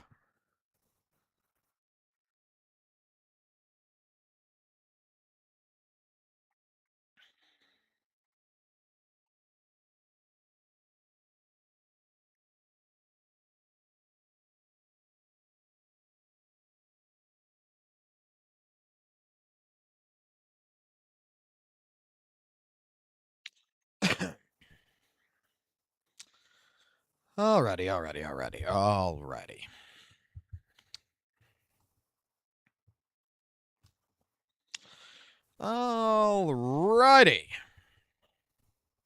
Good day, new era do. How are you, proxies and protocols out there? We're going to dive into a new topic of conversation. And this topic of conversation has to refer around the Weather and Waves spinning event. Okay? And dare I say, before we get into this topic of conversation, that I do really appreciate that the fact that Arknight's Infield came out the time that it did. Because I think that Arknight's Infield started actually showing different cracks, if you would. Start showing pretty much who are reasonable people and who's non-reasonable people. And especially with the live stream that came in with Weather and Waves, we had a whole mess that came in slew from this. Now, in case you don't know what we're really talking about, I'm going to dive it in, and I'm going to use Garimaru as the point of reference for this. Okay? So, really quickly, before we get to our video sponsors and everything else with LDSHOP, pretty much there is a spinning event that is very similar to ZZZ. It's very similar to HSR, stuff like this, to where when you're spending money in the game, you're getting a rebate and you're getting different things out of it. And in the past, you've had a lot of different content creators that has attacked this. Most notably, Saint Tontus. Saint Tontus is probably going to be the biggest person who attacked HSR, who attacked ZZZ, who attacked the entire thank you gifts and such for when people were spending money on particular characters that are deemed to be probably the most hyped units in the game, that you're getting a return back, whether it was like in ZZZ's case, a free signature weapon of your choice and a free standard character, as well as 3 limited characters, Jane Doe, Bernice, and I forgot the other one. But in all honesty, it got attacked. Okay, the point of it is it got attacked. So when it comes down into play, Weather Waves has done the same scenario.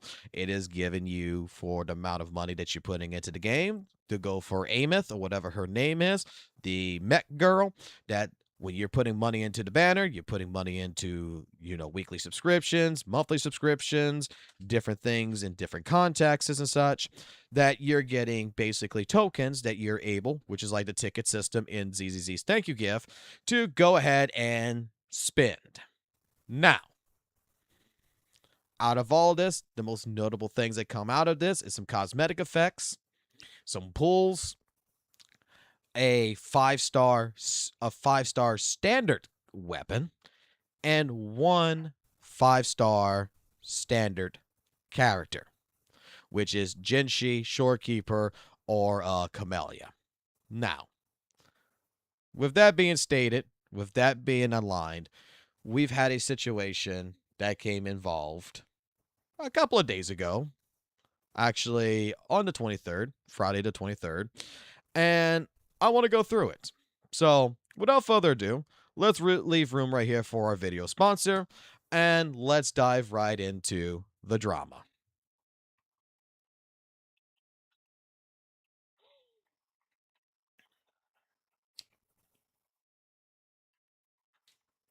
Oh, fuck, I forgot about the substat real roller. Okay, you know what? We're going to re-record this. We're going to do this better.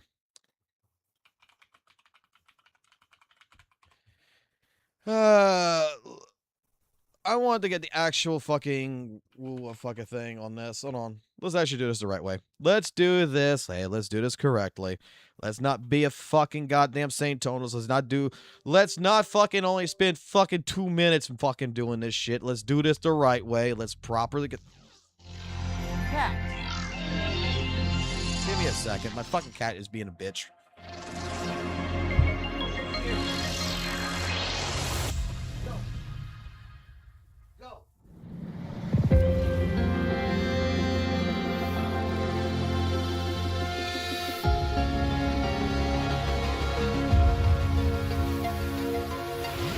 Damn, that fucking cat's acting more like a fucking dog digging into shit than anything else. I thought it was only the dogs that were digging into shit. No, the fucking cat's gotta dig into everything.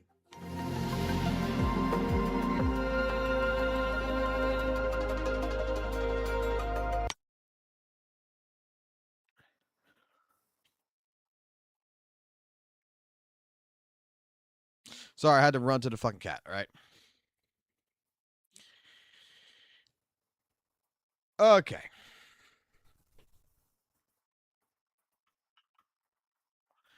Like I said, we need to do our due diligence the right way. Let's kind of bring that up a little bit. Okay. Alrighty.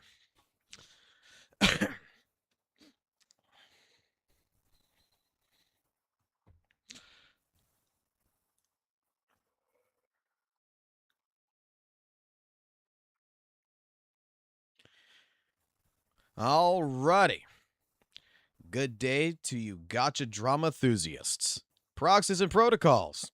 Welcome back to another patch notes and here in the drama section, where we're going to go ahead and do a topic conversation. This one's going to revolve around pretty much the Weather Waves community and around the spinning event of 3.1.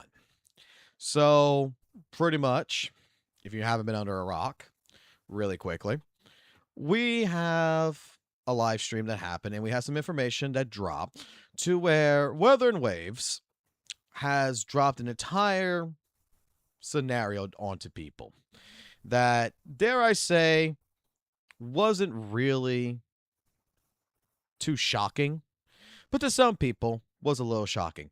And that is Weather and Waves 3.1 has been practically become a monetization event in regards.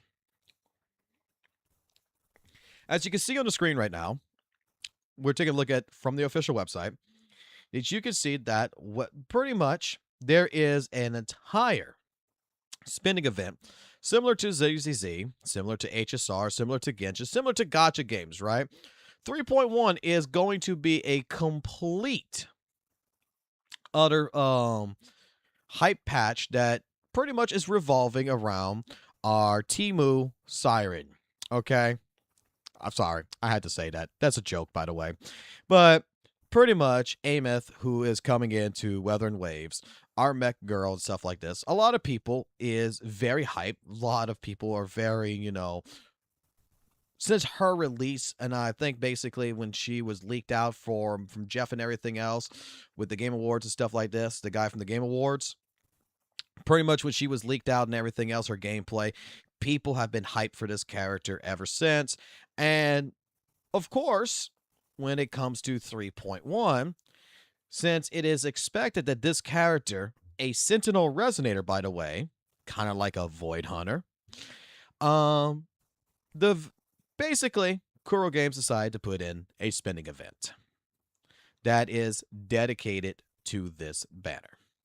So, really quickly on this, as you can see, pretty much, you can see what the reward previews are right here, from basically some pools, some cosmetics, signature, the 5-star, not signature weapon, but standard weapon, some transducers, which is your substat rerollers, which we'll talk about that later on, and pretty much a selectable 5-star resonator of your choice from Jinshi, Shorekeeper, or Camellia. Alternatively, if you don't want any of them, you get pretty much 8 transducers, which, to be completely fair and honest with you, I think is completely bogus, and some cosmetics. So, yeah, this is what pretty much happened. And we have someone who I am going to come out of my way, who I've had some disagreements with in the past, that I'm going to have to go ahead and defend. So let's go ahead. Let's leave room right here for our video sponsor, LDSHOP, and let's dive right into this topic of conversation.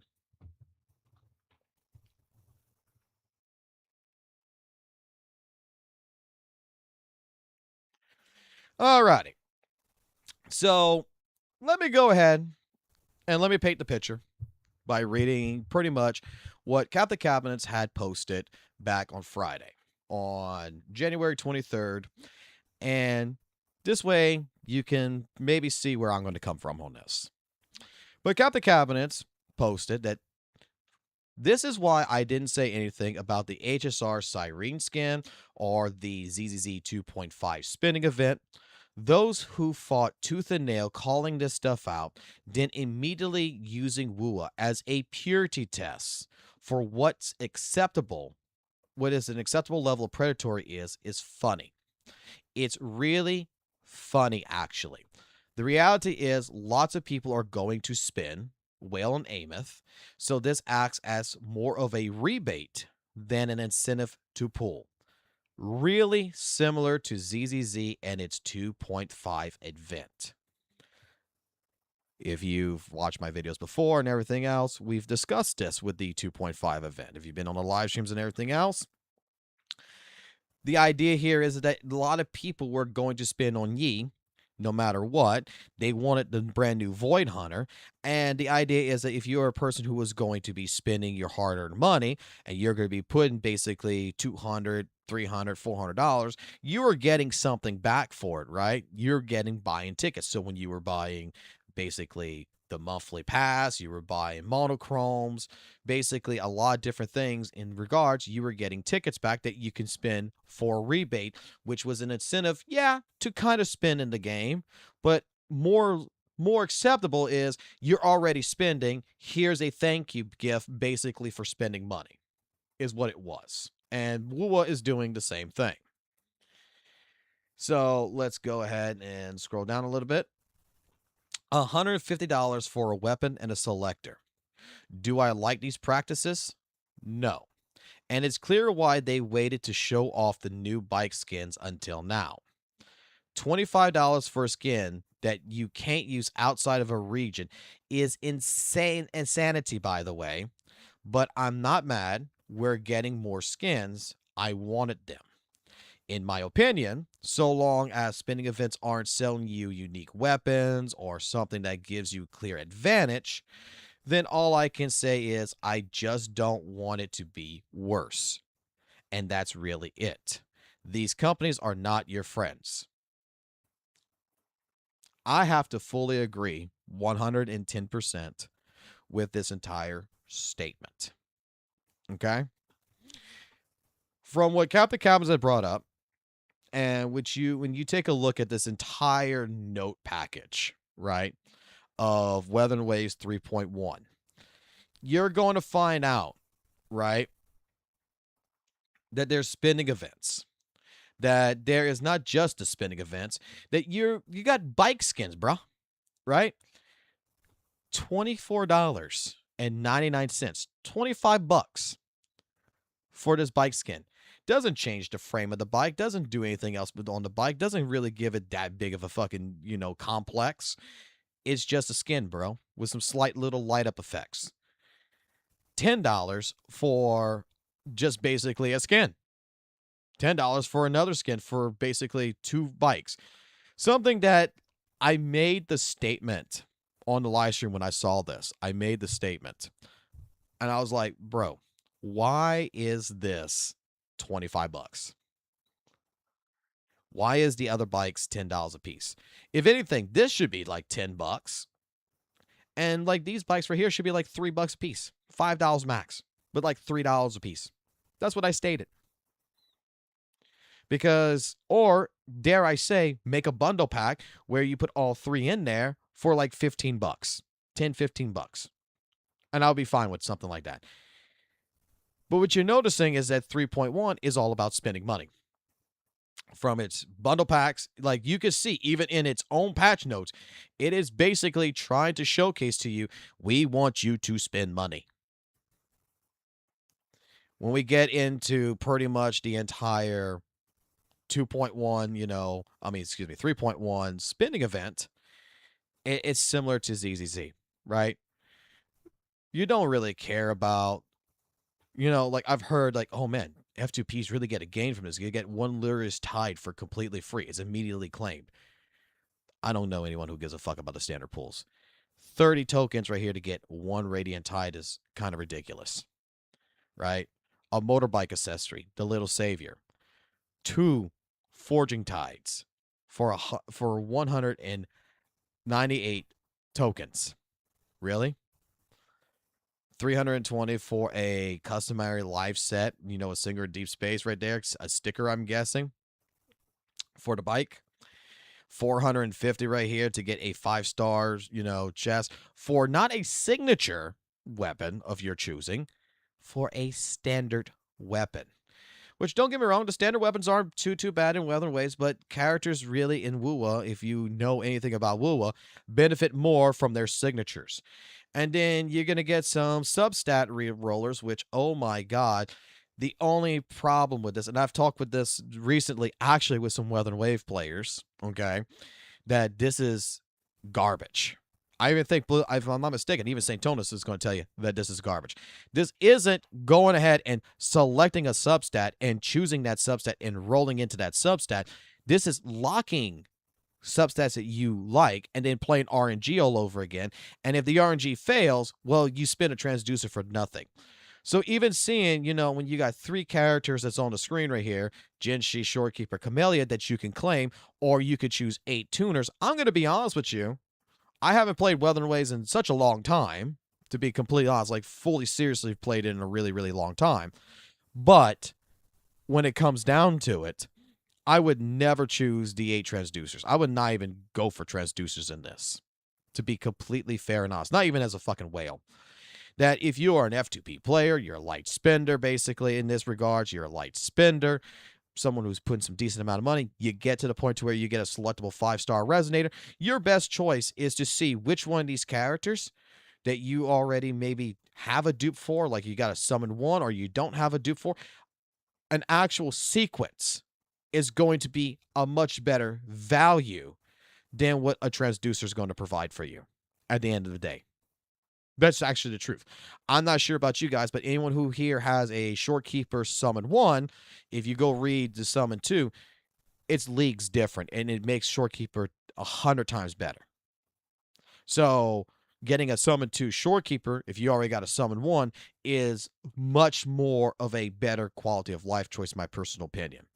And then you get some cosmetics. You see in like ZZZ, they did basically the same thing. Only difference is in ZZZ, instead of a standard weapon, we had the choice of standard weapons along with 3 signature weapons that went with the selectable limited edition characters.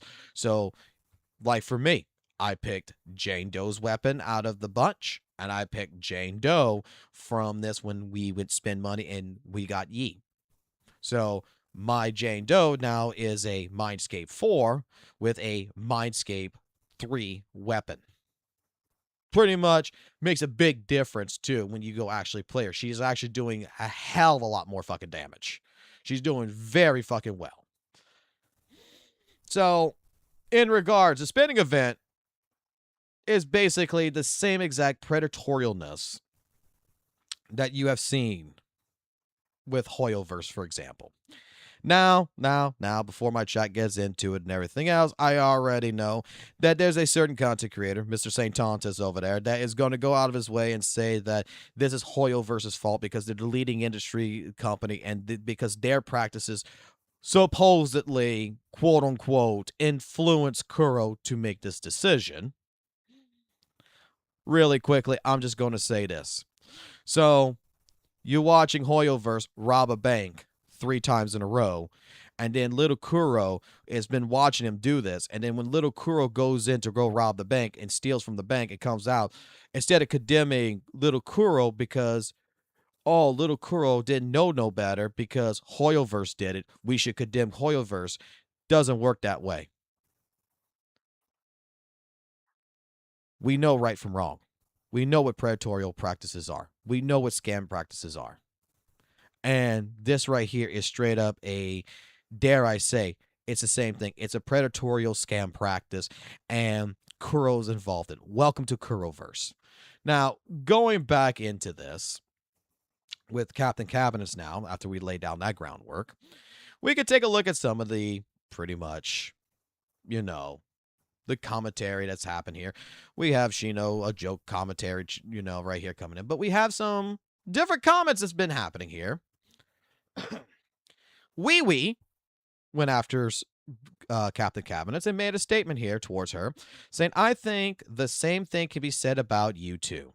You haven't said anything about it in HSR, and I guess when they mean on, they mean RZZZ. Yet if it's about WUWA, you are the first one in line to talk about it. Your only tweets about this live stream were negative, as if the stream had nothing good to offer. We're starting to notice here someone's attacking her for basically saying negative things about WUWA being critical. Captain Cabin's responded saying, brother, because it's the game I actually play consistently. If you're going with that logic, that must mean I have to call out every gotcha. Well, I got to defend Captain Cabinets here. Captain Cabinets actually plays Weather and Waves. Okay? It is her #1 primary game that she covers. And recently she's been playing more Arc Knights infield from my understanding. But she's been playing the hell out of Weather and Waves. She's a day 1 player. And she's being critical about Weather and Waves, and you can start seeing that the WUWA community don't like it. We get another one. Drama Queen, back to her dying career. God, just leave WUWA. Spending events are for us whales, not for you if you want those rewards. spend easy. We the ones keeping the game alive for all you F2Ps, so better be thankful. Also, good luck on getting 2 5-star in 150.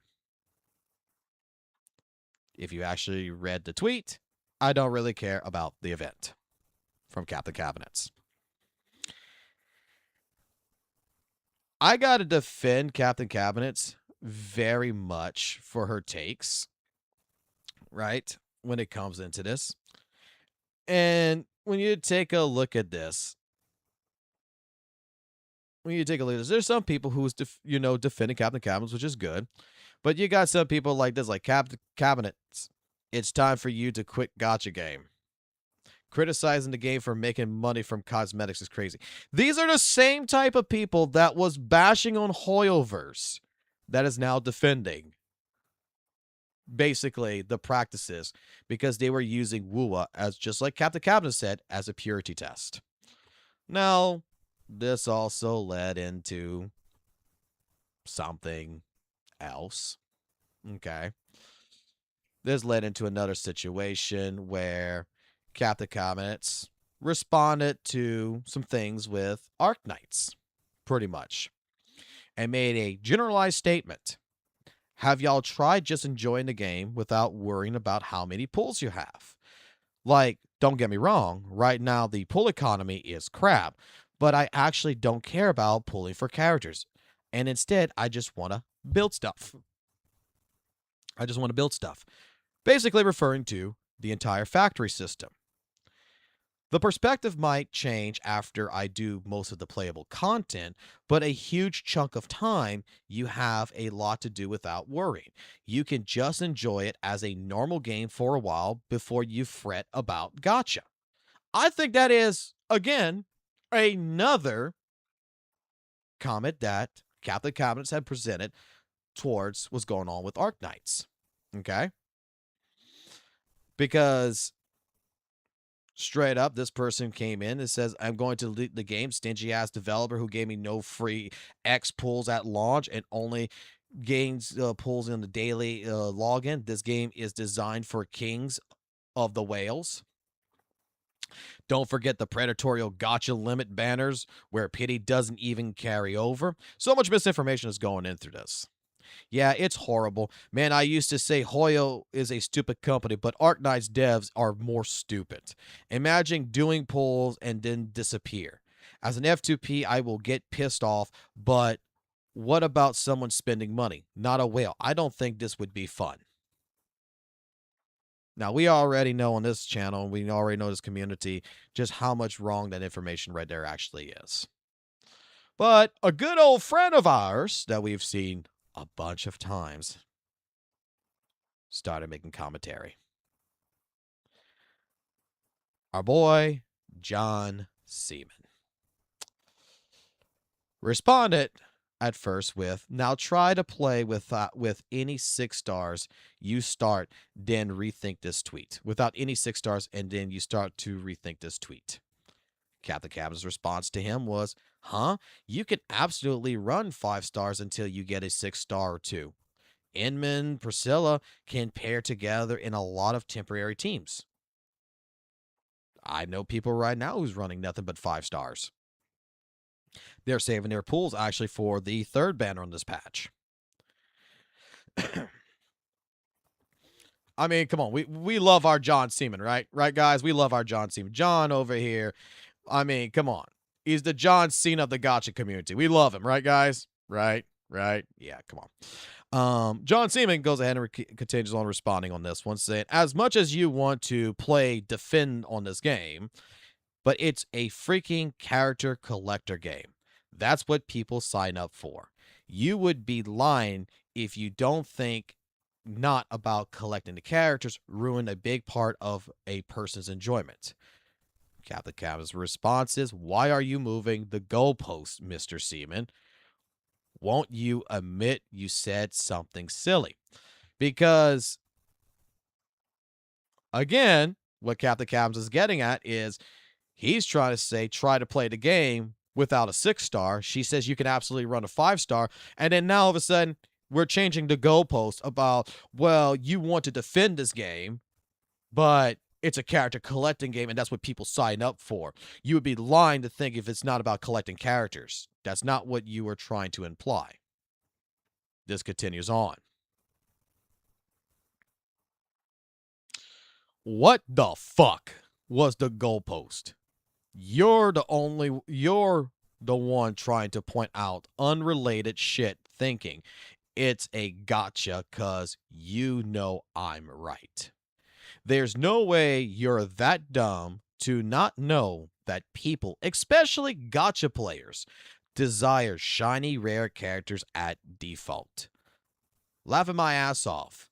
That's pretty petty, Cap. Cabinet's response.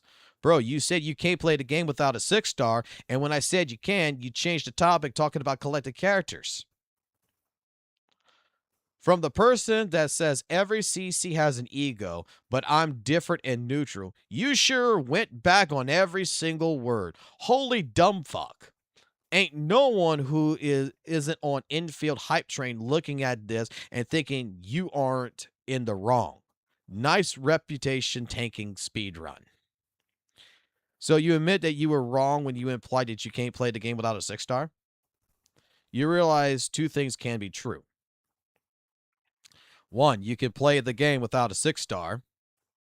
Two, people like pulling characters, so they're going to feel that the game is not good to fulfill that need. Like both of these are correct, and the things I believe. I don't know why you think me saying point 1 means I must not believe in point 2. Your comprehension is low. If you know who John Seaman is, guys, John Seaman is a highly, highly big defender of the WUWA community. And has said some very, very atrocious things in the past, right?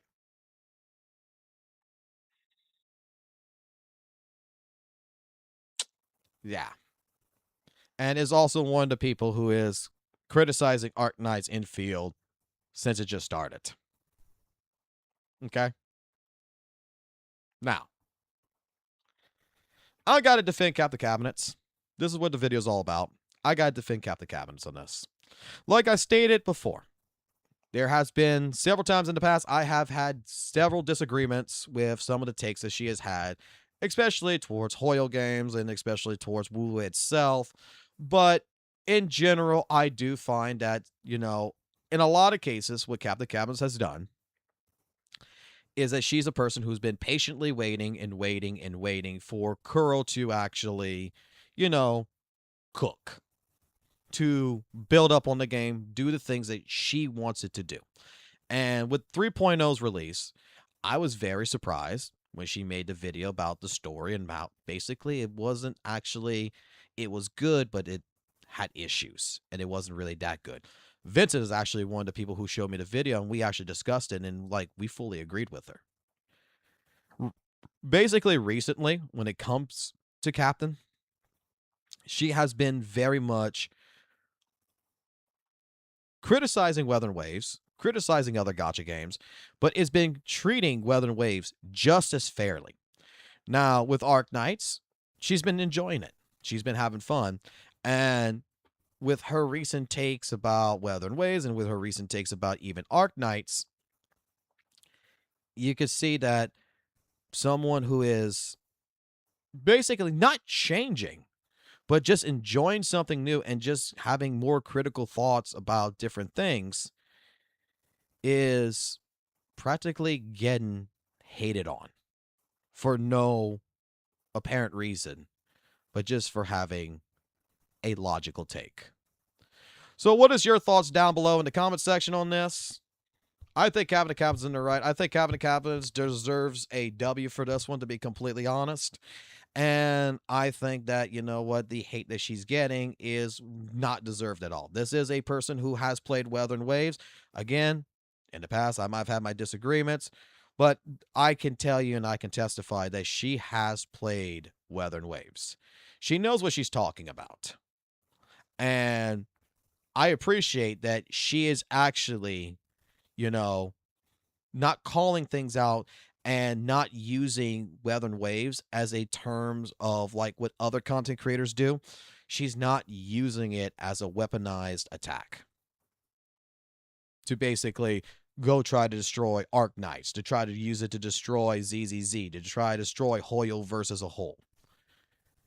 This is actual thinking that, you know, I would like to see more of. So, while I like to see more of this, let me know what your thoughts is down below in the comments section and everything else. And yeah, keep it classic, keep it jazzy, always keep it real. And we'll catch you back on another video sooner or later on this channel.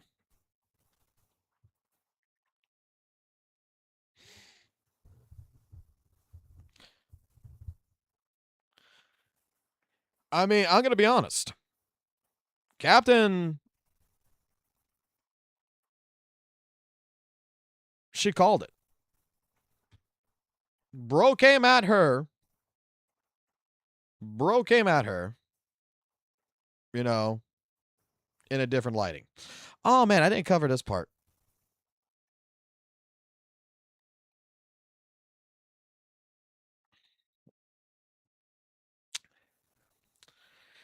Really quickly, I'm just going to go ahead and add this part into the video. I totally forgot to add this part, but there was some more information to basically post out.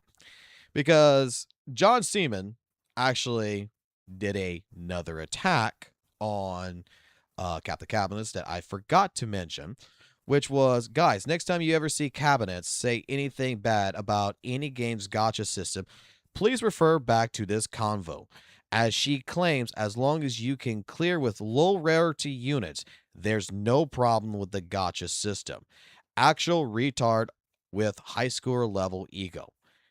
That is not what she said. She did not say as long as you can clear with low rarity units. This is someone who is over exaggerating and basically gaslighting and trying to make something that's not.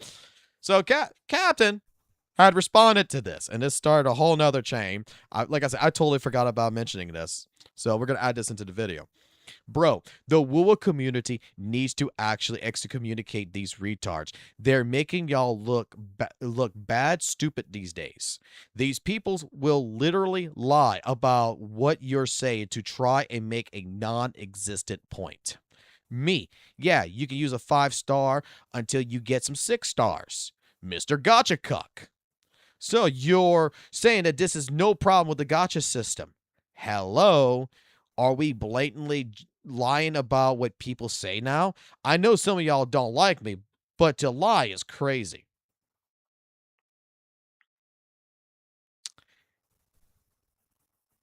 Same guy uses suicide case to rage bait Hoyo community, by the way, and defends a spinning event just because Kuro does it.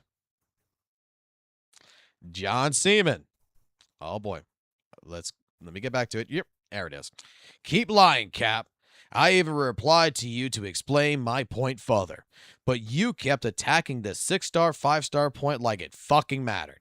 Holy fuck, you're actually so spineless for someone that kept claiming they're neutral and peace. Captain, where's the lie? You were wrong. Instead of admitting it, you just spoke about something else. Where did I even say about the gacha system was good? Proof? Kind of crazy how people thought you were one of the prime Doom poster suspects about the Arc Knight gacha, and with how much shit you were posting about, and now you're being called a glazer. Life is silly, right, ain't it? This is literally just a dude that spends all day on Twitter and discourse lying for his favorite gacha games. It's the craziest shit ever. This is so funny to me, seeing with the mental gymnastics in 4K thinking they're cooking. I love to see just how far they're willing to go to look dumb. It's entertaining. Yeah.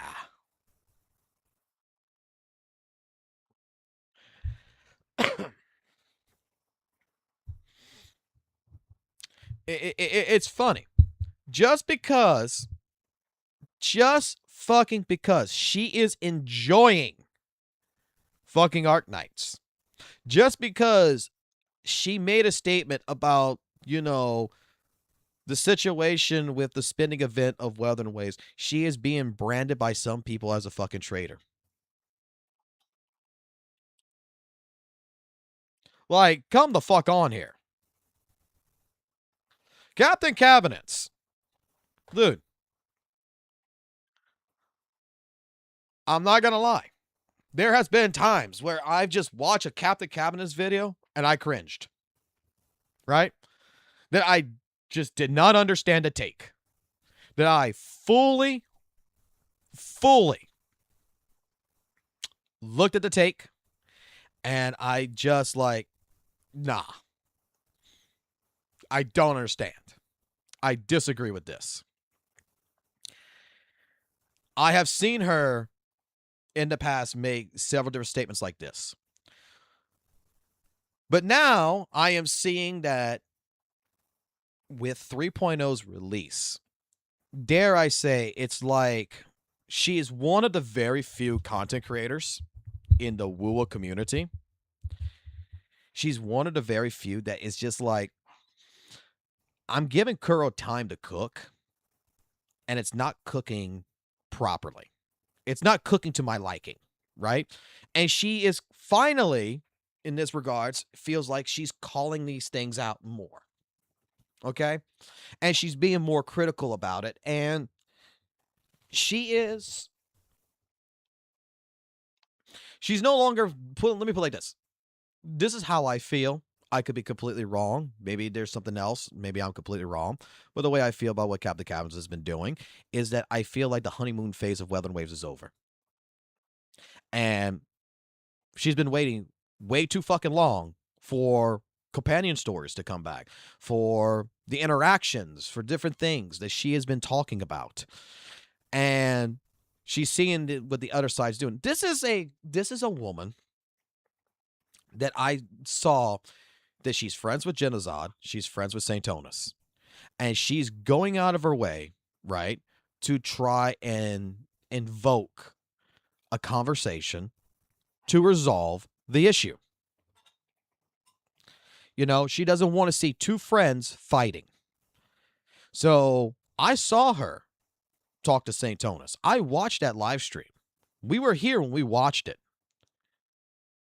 And if you guys who were here for that time remembers exactly what I said, it felt like for a minute she got scared at Saint Tonus. But with her points to Saint, she was trying very nicely to pinpoint things that says, hey, maybe you might be overreacting to this. I don't think Captain is a bad person. I don't think Captain is crazy. I think sometimes the takes go a little far-fetched. I'm not going to lie. But to see her get treated the way she's getting treated right now, and this is starting to become more and more apparent. I mean, we've in our little Discord, our little drama section and everything, we saw that they are trying to open up a whole entire glue channel on St. Tonus' Discord to get ready for basically, quote-unquote, an attack. That they're trying to coach this. And it's like, it's funny. It's absolutely funny when you start seeing this kind of stuff.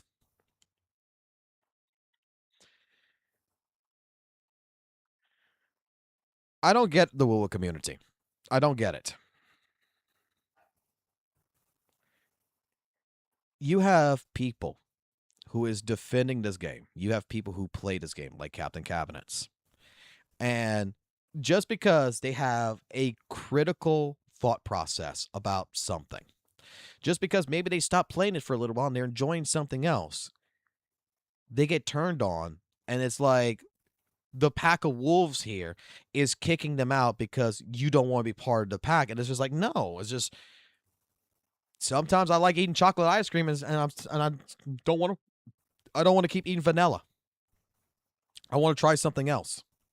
Sometimes you're asking a question, hey, can we maybe add some chocolate chips to the vanilla, you know? Maybe add a little bit more substance to it. And just because you're having critical thoughts, because you're enjoying other things, you're getting attacked for it. And I think it's absolutely fucking ridiculous. You can agree to disagree.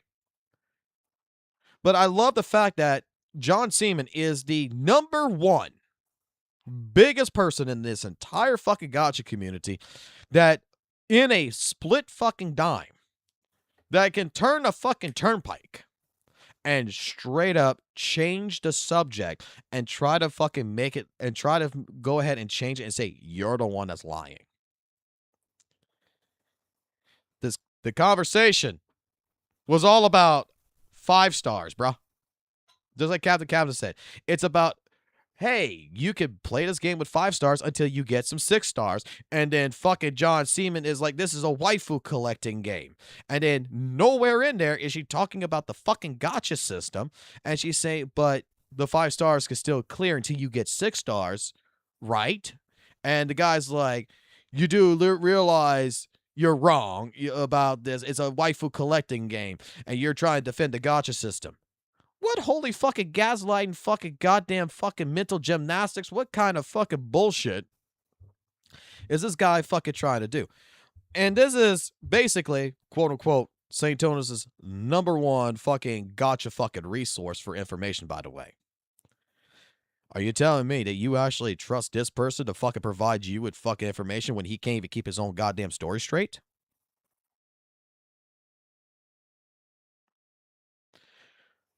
Bro, for fucking just completely is changing the subject 2 times now. Because I don't even know where he comes up with the fucking fact right here, right? Where the fuck did where the fuck did Captain Cabinets or anything right here start talking about there ain't no problems with the gacha system? Like, when you go look at the entire fucking thread here,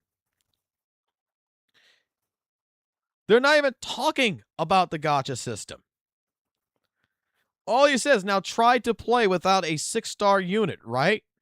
And then she's like, you can absolutely run 5-star units and get a 6-2 later. But you can still do this. You can still play the game. No issues.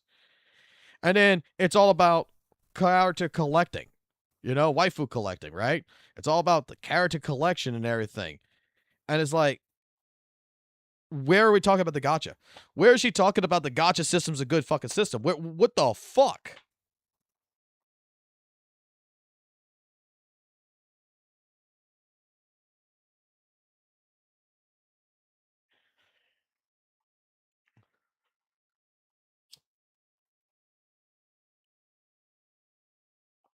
Like, John Seaman is the fucking classification of a fucking person that needs to go back to fucking special education. I don't think they understand what fucking math is. I don't think they understand what comprehension of English is. I think they understand what big words are, but they don't understand what the fuck the big words actually fucking mean. They read something and they're just regurgitating it in so much. Maybe this might be actually just an AI fucking response because of how fucking completely, dare I say, far away from everything it is.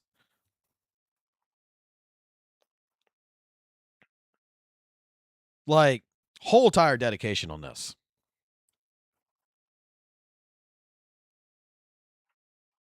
I swear John Seaman is a CC on alternative farming for trolls. There is actually a rumor. It's actually a rumor that John Seaman apparently is St. Tonus. Can't be proven. But that has been a rumor.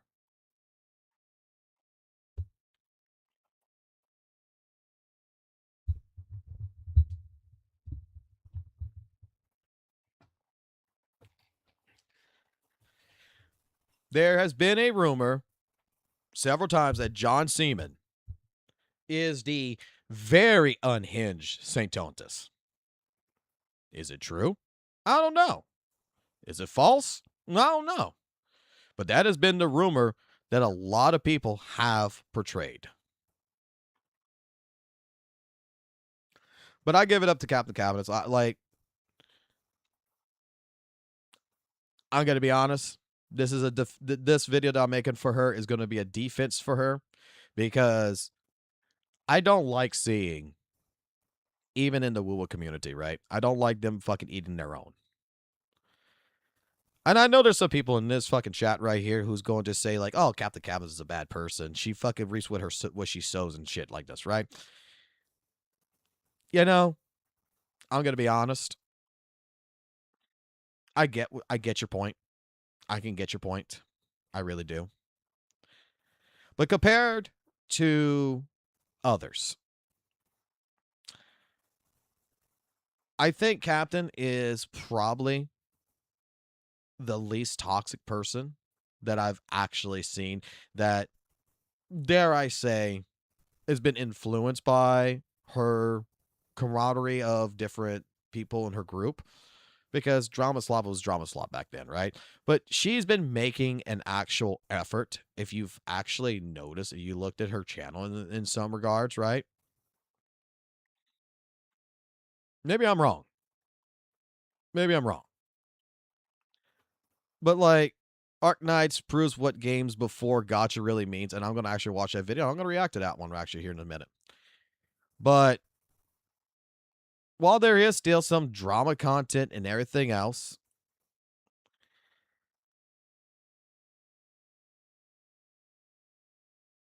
recently when it comes to her content, I feel like she's been putting more in an effort to try to branch away from drama.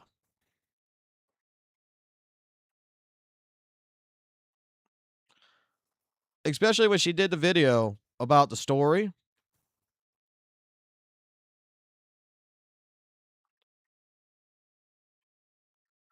Like, I gotta admit, like, when she did the story and Vincent showed me the video and everything and we watched it, like, I think that recently she has been more or less trying to branch away from it.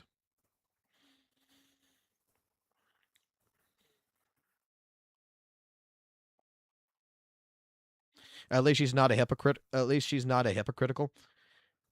Look, I've heard something in one of her streams, right, where she admitted that even in her case, sometimes she goes basically silly, I guess you want to say. She goes full-fledged, kind of like stupid, like some people, and does like the drama content, like, you know, outright just defends and everything. That she admits it. Like she's just as guilty as anyone else. And dare I say that that is mass respect when you understand that you make your own, when you understand that you do the same thing too. And you're not hiding it.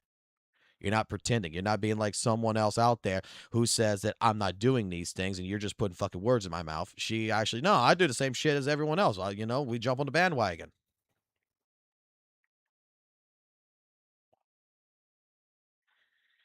She's one of the few people that actually plays the Hoyle games. So when she does do criticism, I think it's actually very much fair. Might not like it, but you gotta admit she at least played it, right? She didn't just fucking go ahead, play it, wait 6 fucking months, and then played it for only fucking 10 minutes and start fucking trashing on it. She tries to at least go through everything before she makes a statement. The Pixel Tree situation, I do agree. Our account, Foxo, how's our account? Our account? The fuck? What the fuck is that about? She's kind of went overboard with the Pixel Tree stuff. I gotta admit, yes. Like, when I watched that video and I went against that video, that was something I heavily disagreed on, because from the very beginning to the very end, it was a very subjective opinion. There are some things that I did give her in that, but majority of it is like when she's talking about like the bike situation, like he didn't watch the stream. I'm not gonna defend her on this. I'm gonna fucking straight up criticize this. She mistook, I guess, in the sense in that video that when he's talking about the bike customization, he's not talking about skins. And she's like, oh, he totally missed it because they talked about customization. That's not what he's talking about. He did watch it. He did understand that there's customizations to the bike, which is in terms of skins. He's talking about like actually changing the frame, making the bike look different, changing the fenders, changing the exhaust pipes, doing different things to make the bike look unique. That's what he was talking about. And that was something that like completely went over her head. because she was mad at the fact that someone who's not playing the game, right, is criticizing weather and waves from a live stream. And my point is like, when you're in a group of friends, you're going to be guilty by association with this as well. But we say the same thing about St. Tonus. How many times he's criticized Genshin Impact, but he didn't play it? He's criticized this patch, but he didn't play this patch. He criticized HSR's patch, but he didn't fucking play it. He criticized ZZZ, but he didn't fucking play it. He didn't play ZZZ until he fucking played 2.5. But he was criticizing 2.1. He was criticizing 2.2. He was criticizing 2.3. He was criticizing 2.4, and he never fucking touched it. He just watched a live stream. He watched a couple of content creators that said that they were fucking morons. He never dived in. He never went into it. He never tried the stuff. He just fucking went ahead and took ALG, for example, Average Luck Gamer. He fucking grabbed fucking Average Luck Gamer, put it in front of the lines, and says, I don't need to play the game because Average Luck Gamer says the game is shit. So if he says the game is shit, it's got to be shit because he's the #1 ZZZ content creator. That's what St. Tonus did. I'm not going to fucking deny it. And that's the reason why people are upset with fucking ALG, because ALG is guilty by association because he's friends with St. Tonus. He's friends. But the fucking fact of the matter is that you got your best fucking friend here, right? You got a good friend here, you claim, that is taking you and putting you on a pedestal in front of an audience of like over 1,000 people at any given time on Twitch, saying that you're the #1 fucking ZZZ content creator, that your content's the best content, and that you and him agree on the same things, and that when St. Tonus says the game is shit, you say the game's shit, which is basically triggering people. ALG, I'm going to say it to you, Average Luck Gamer, in case you ever see something like this, that it's triggering people because this guy's putting words in your mouth. This guy, who you claim likes ZZZ, is using you in the community to say, listen to ALG. ALG knows this game is shit. And then he's even doing the same thing with Razor.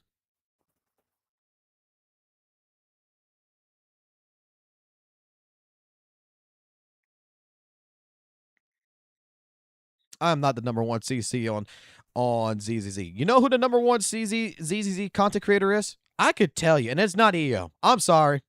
EO, if you ever watch this, I'm sorry, buddy. You're not #1. You're #2. If anything, you're #2. There is only one person, in my personal opinion, who owns the title of #1. Can you guys guess who the fuck that is?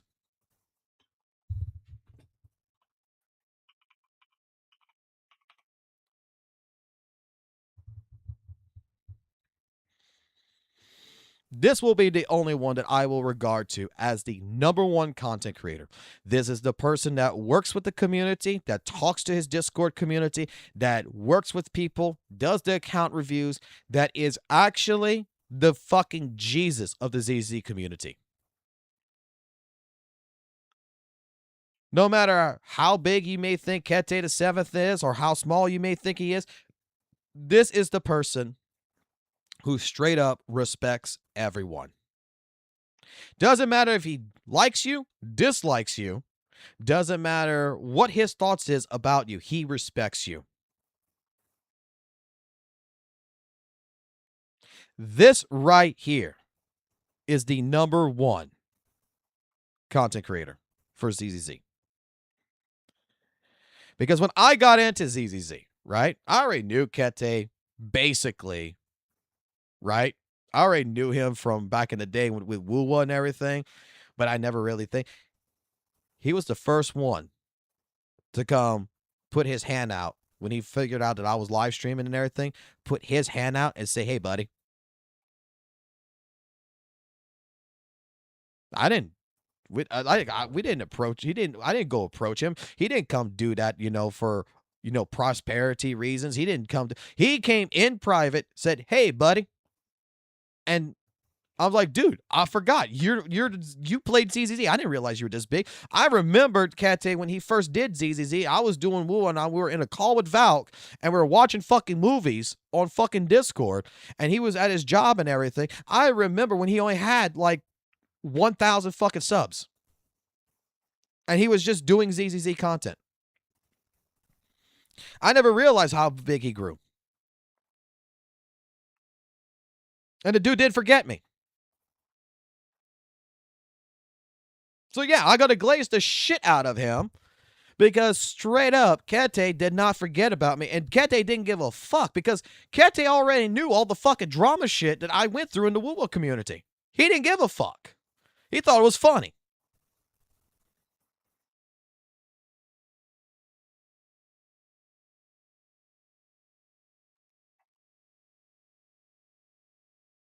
So yeah, if I have to give anyone the #1 spot as a ZZZ content creator who really puts himself out there,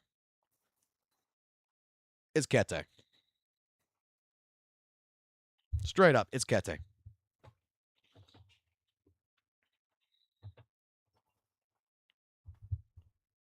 Kete is a person.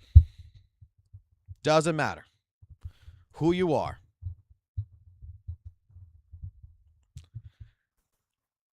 He will talk to you. He will respect you. The only thing he asks for is you respect him back.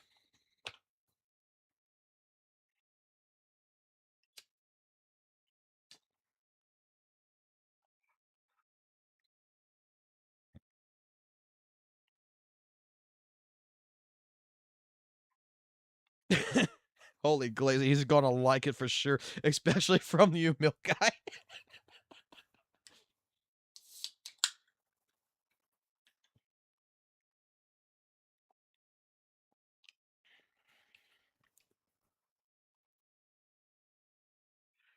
Like, I don't, like, dude, how many people here know for a fact that Kete, right? Straight up, how many fucking accounts has Kete fixed? How many people has Kete fucking sat down with to help them with ZZZ? Kete is a person who doesn't do drama, who is here that's helping. That's providing people with information. That's providing people with the leak information for, right? That you go to watch his streams. Yeah, he's covering leaks, but he's giving you the leaked information so that way you can better prepare your account. He's giving you all your fucking options. He's giving you all the information you need. And he is like, dare I say, compared to a lot of the ZZ content creators, and this is no offense to like EO, this is no offense to a lot of people out there, but the one thing that I'm going to say about Kete, right? The one thing I'm going to say, the reason why I'm going to say that Kete is the #1 ZZ content creator, right? The reason why he is actually probably the most highly regarded person that people are going to remember is because, unlike some content creators out there, Kete's down to earth. You could say, some people I've heard of say Kete is, you know, sometimes an elitist, right? But he's not. Dude is just like, hey, he gives you advice, you take it or you fucking leave it. He don't give a fuck. He's like the best friend that just sits there. You're at the fucking bar and he's going to tell you that's a bad fucking idea. And you're like, well, I'm going to fucking do it anyway. He's like, all right, that's on you, buddy. And he lets you do what you want to fucking do. He just is so down to earth that he works with you. And that's why I think a lot more people resonate with him, because the dude is just brutally, like, honest.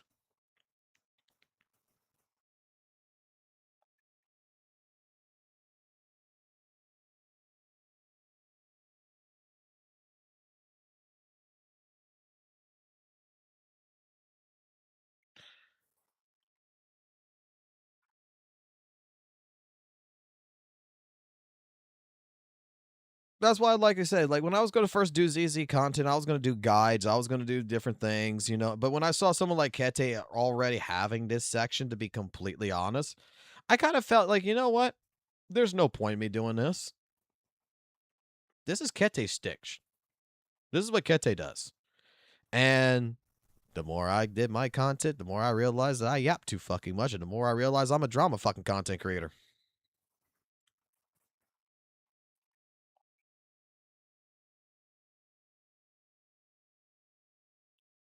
What happened to Kete and Saint? Nothing. Kete explained his point of view. Saint tried to explain his point of view. And if they're talking, they're talking. If they're not, they're not. I mean, Kete hasn't changed.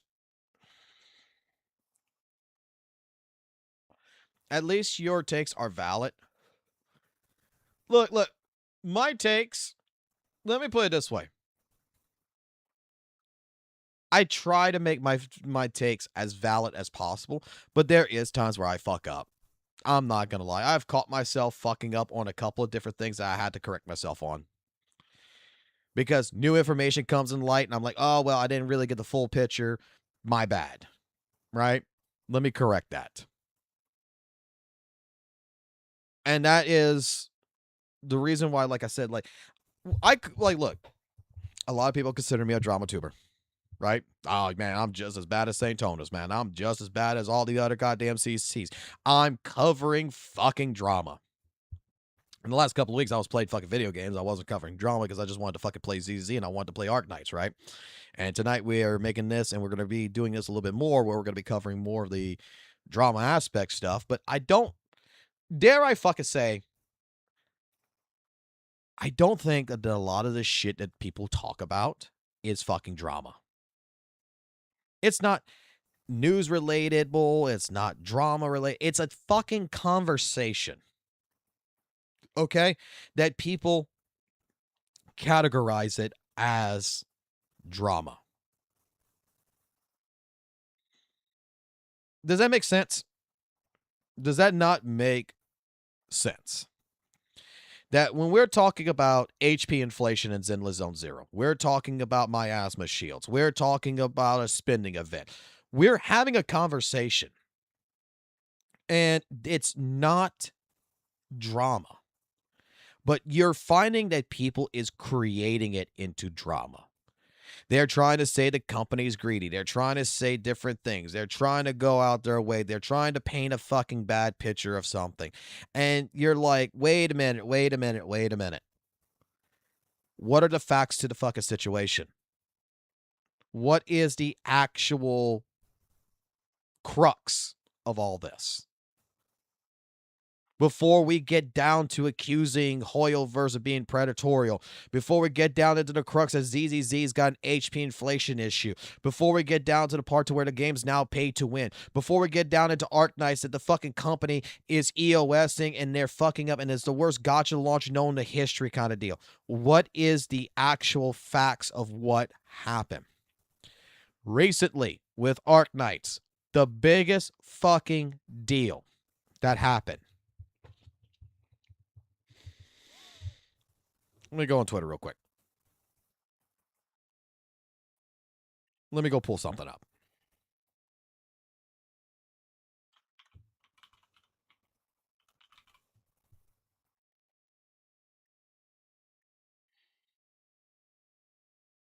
God damn it. Why did I fucking hit the minimize button? I want the fucking large button. There we go. Let's go find it. Okay.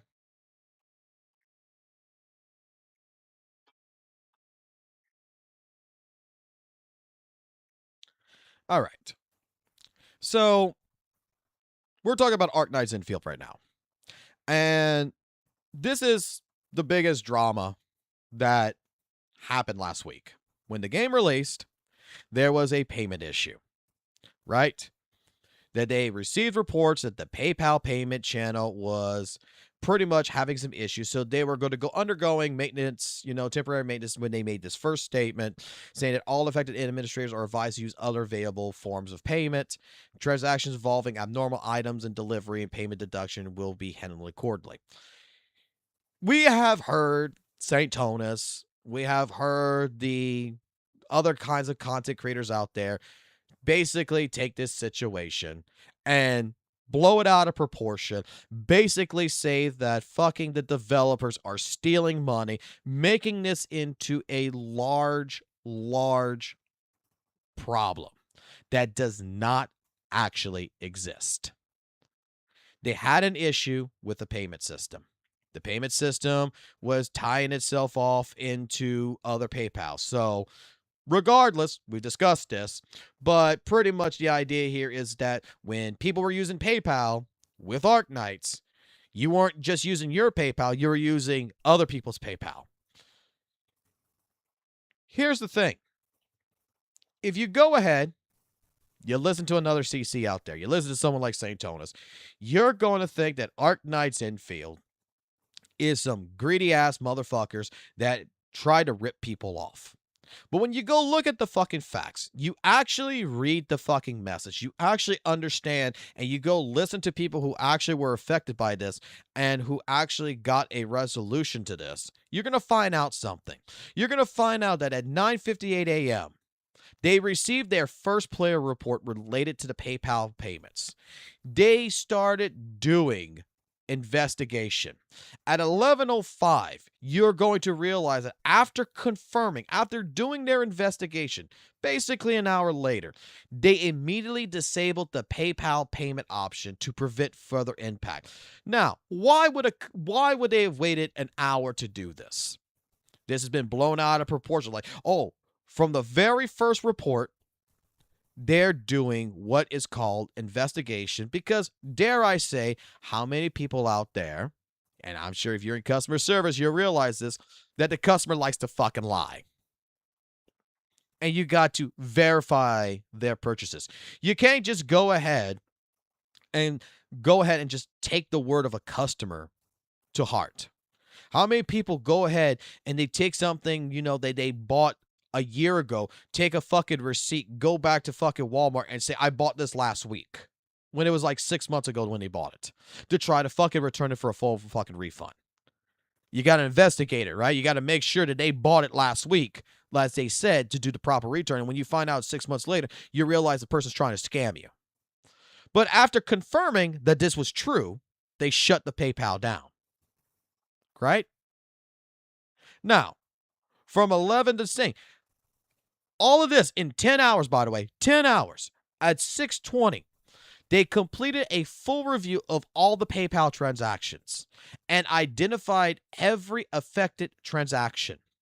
So the people who were actually affected, that was using PayPal, all this stuff, just to make sure they went through the entire transcript, they looked at everything, and then right after, 10 minutes later, began issuing full refunds to all PayPal orders created from 9:36 to 11:05, including purchases made through their website.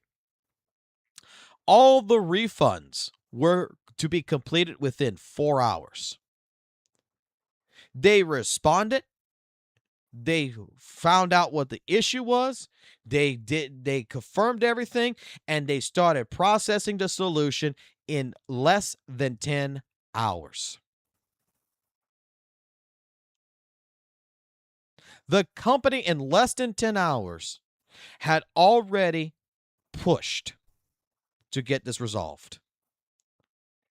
So everybody who got a refund, guess what? You didn't have to wait 24 hours. You didn't have to wait 48 hours. You didn't have to wait 2 fucking weeks. Your refund to your bank through PayPal, everything else, was completed in under 24 hours. Now, for the stragglers out there, let's just say there's a couple of stragglers, in case it did not happen, you were informed to email them with the account server, the UID, so that way they can resolve it. The company apologized. The company, now, if you go talk to actual people who had this affected with them, which I know 2 people right now, you know what ended up happening? They got their refund. I know 2 people right now. One of them in particular spent $500 that got taken basically for $700. The other one who got taken for $200. And he only spent for just a battle pass, by the way. He didn't even spend for anything. He just got taken out of his account for $200. Both of these people, everything they bought the battle pass, the other one who put pools into the thing, get to keep everything that they had. And they got a full refund and nothing was rolled back. To me, that is constitution to say these people who were affected, because you're able to keep everything and it wasn't rolled back and you got a full refund, that's your compensation. That's basically going to Burger King, realizing that you bought a meal and all of a sudden the meal was wrong. You go bring it to the front counter saying, hey, my meal's wrong. And they tell you, we'll keep that meal. We'll make you a new one. They give you a new one and they give you a full refund. I've been to restaurants where they've done that. Like, right? I buy a fucking steak. The steak's the steak is undercooked the way I didn't want it done, everything else. Instead of taking the steak, go throw it out in the fucking goddamn trash or whatever, they let you keep it. And they go bring you a whole new steak, and then they even go ahead and deduct, the steak off of it and say, here, because that's customer service. That's what basically happened here. You got to keep the fucking steak that you didn't want, that was undercooked, that my at that time period, my 7-year-old son would eat it, and I get the steak that I want, and I get a full refund. How the fuck can I bitch about that? It's the same situation here. And then even on top of this, if there is going to be any compensation that needs to be provided on top of this, that would only be given to the people who were affected by PayPal. That's it. But to me, the entire situation here, what people don't realize, and people still are trying to push a narrative, is the fact that this company went out of its fucking way. And unlike companies I've seen like Activision, Blizzard, even with, Sony themselves or Nintendo and such, instead of waiting a couple of days to verify things and then it might take you a week to get something back like a refund or something. No, this fucking company did all of this in less than 24 hours. They responded, they handled it. And you know what? This company earned my respect because of this. They were transparent. They pushed it out.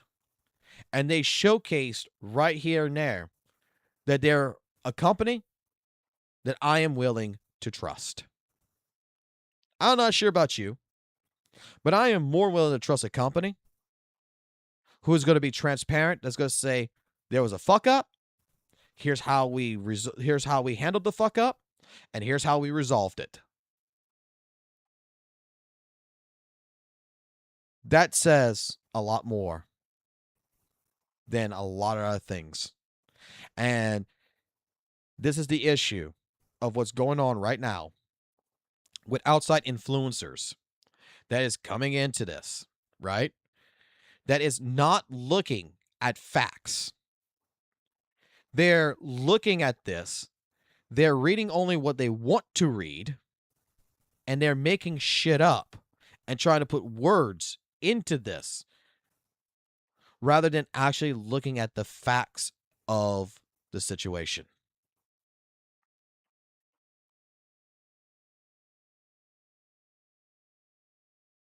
This is why on this channel, the one thing I want to make sure of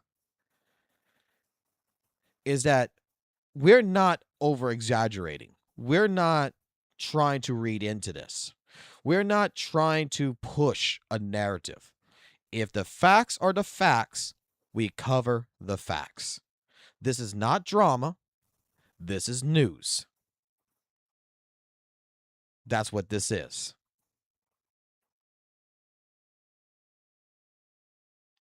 If there would be a set number of other people out there that, could disprove this, that could show receipts, that could show the actual proof behind it, that they never got a refund, stuff like this, that would be a totally different story. But from everything that I've seen, this company factually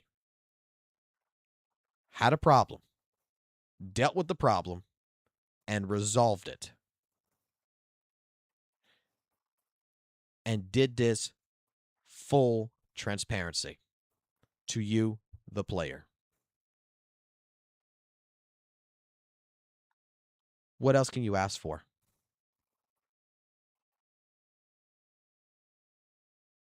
Tell me that.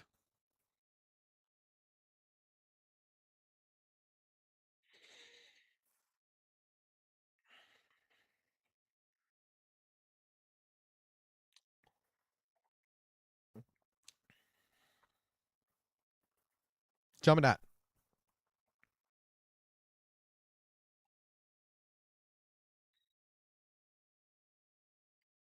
Tell me what more can you ask for? If you are a person that fully fucking disagrees with what I just said here, tell me what the fuck can the company else, what else can the fucking company do? Give you fucking 2 million fucking free pulls? Is that what the fuck you want? I'm going to be honest with you.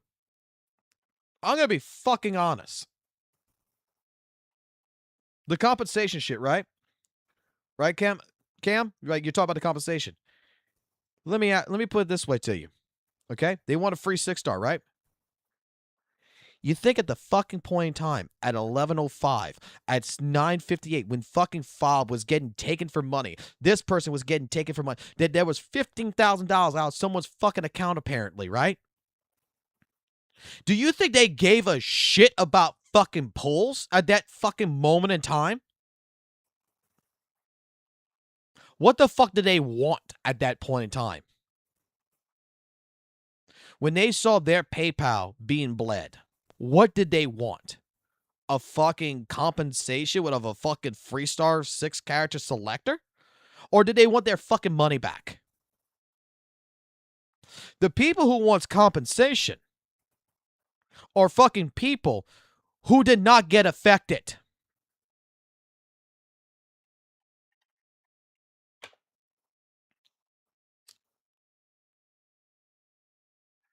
The ones who are affected, if they want additional compensation, that's between them and the company. And I'm pretty sure that few of them probably already talking to the company, and they're probably getting compensation, to be completely honest.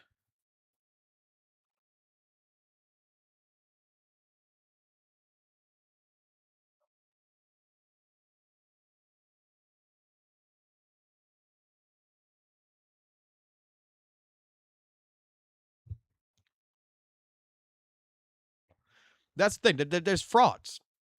You got it. They're frauds.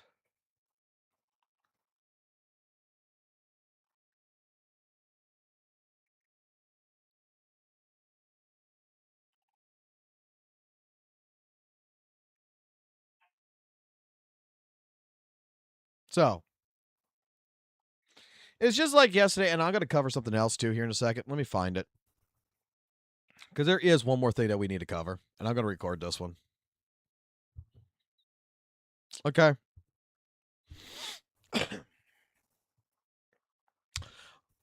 All righty. Good day out there to all the administrators and to the proxies and the protocols. Anyone out there who is playing Arknights Infield right now.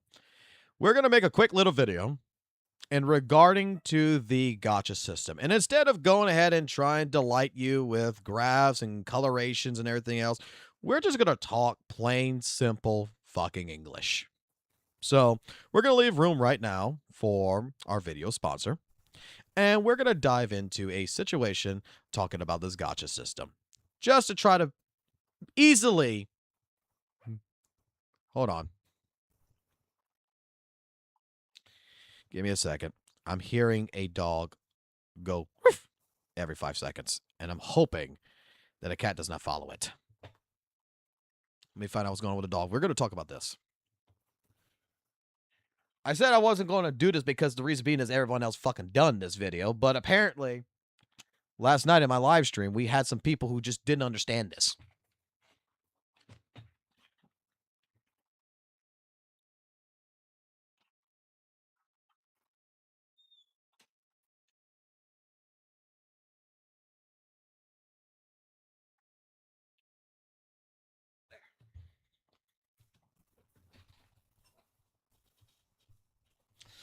Oh, God. Yeah, like I said, my dog just, she's like at the door. She's going, yip, yip, yip, yip. I'm not sure if you could hear it with the new mic. But she's just yipping and yipping and yipping and yipping. And I'm just like, I'm hearing it and I'm just getting annoyed with it. because no one else is taking care of the dog. I am.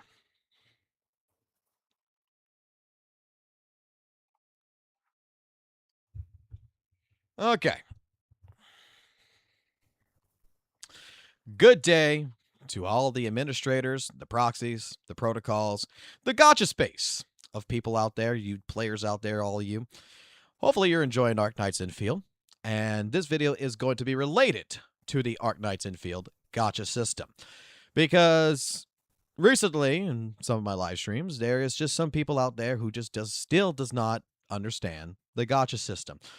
Because apparently, you know, with all the beautiful little graphs, the beautiful little graphics, and everything else that is out there in this world, for some apparent reason, they just don't understand, for some reason, how this still works, right? And some people are still regarding that this is a bad gotcha system. Now, with that, this topic of conversation is about the gotcha system of Arknights Infield, and I want to talk about it and try to put this as blunt, easy to understand English for every single one of you out there who may or may not watch this video and understand pretty much just what this really is. So let's go ahead, leave our section here for our video sponsor, LDSHOP, and move right into the video. One thing I need to go ahead and open up real quick is our fucking paint. Because you know what? We're not doing a beautiful little graphic. We're not going to make it beautiful.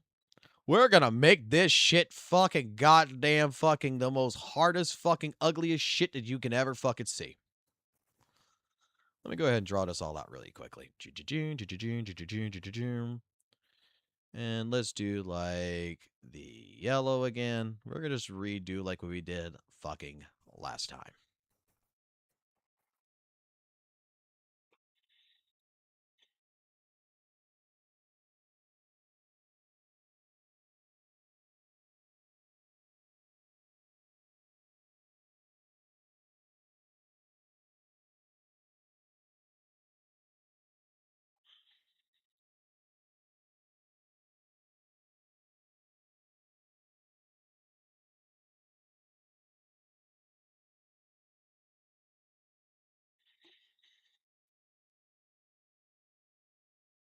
Let me shorten on this arrow a little bit so that I can fit this a little bit better.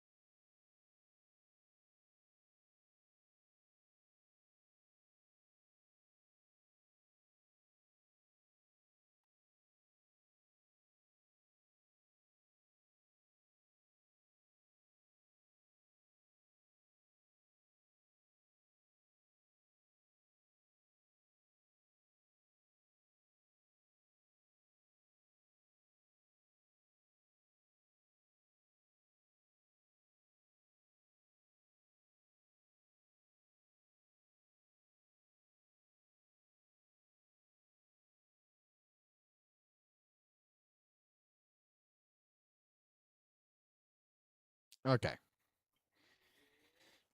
Paint always comes in clutch. Yes, it fucking does. Yes, it fucking does. Okay.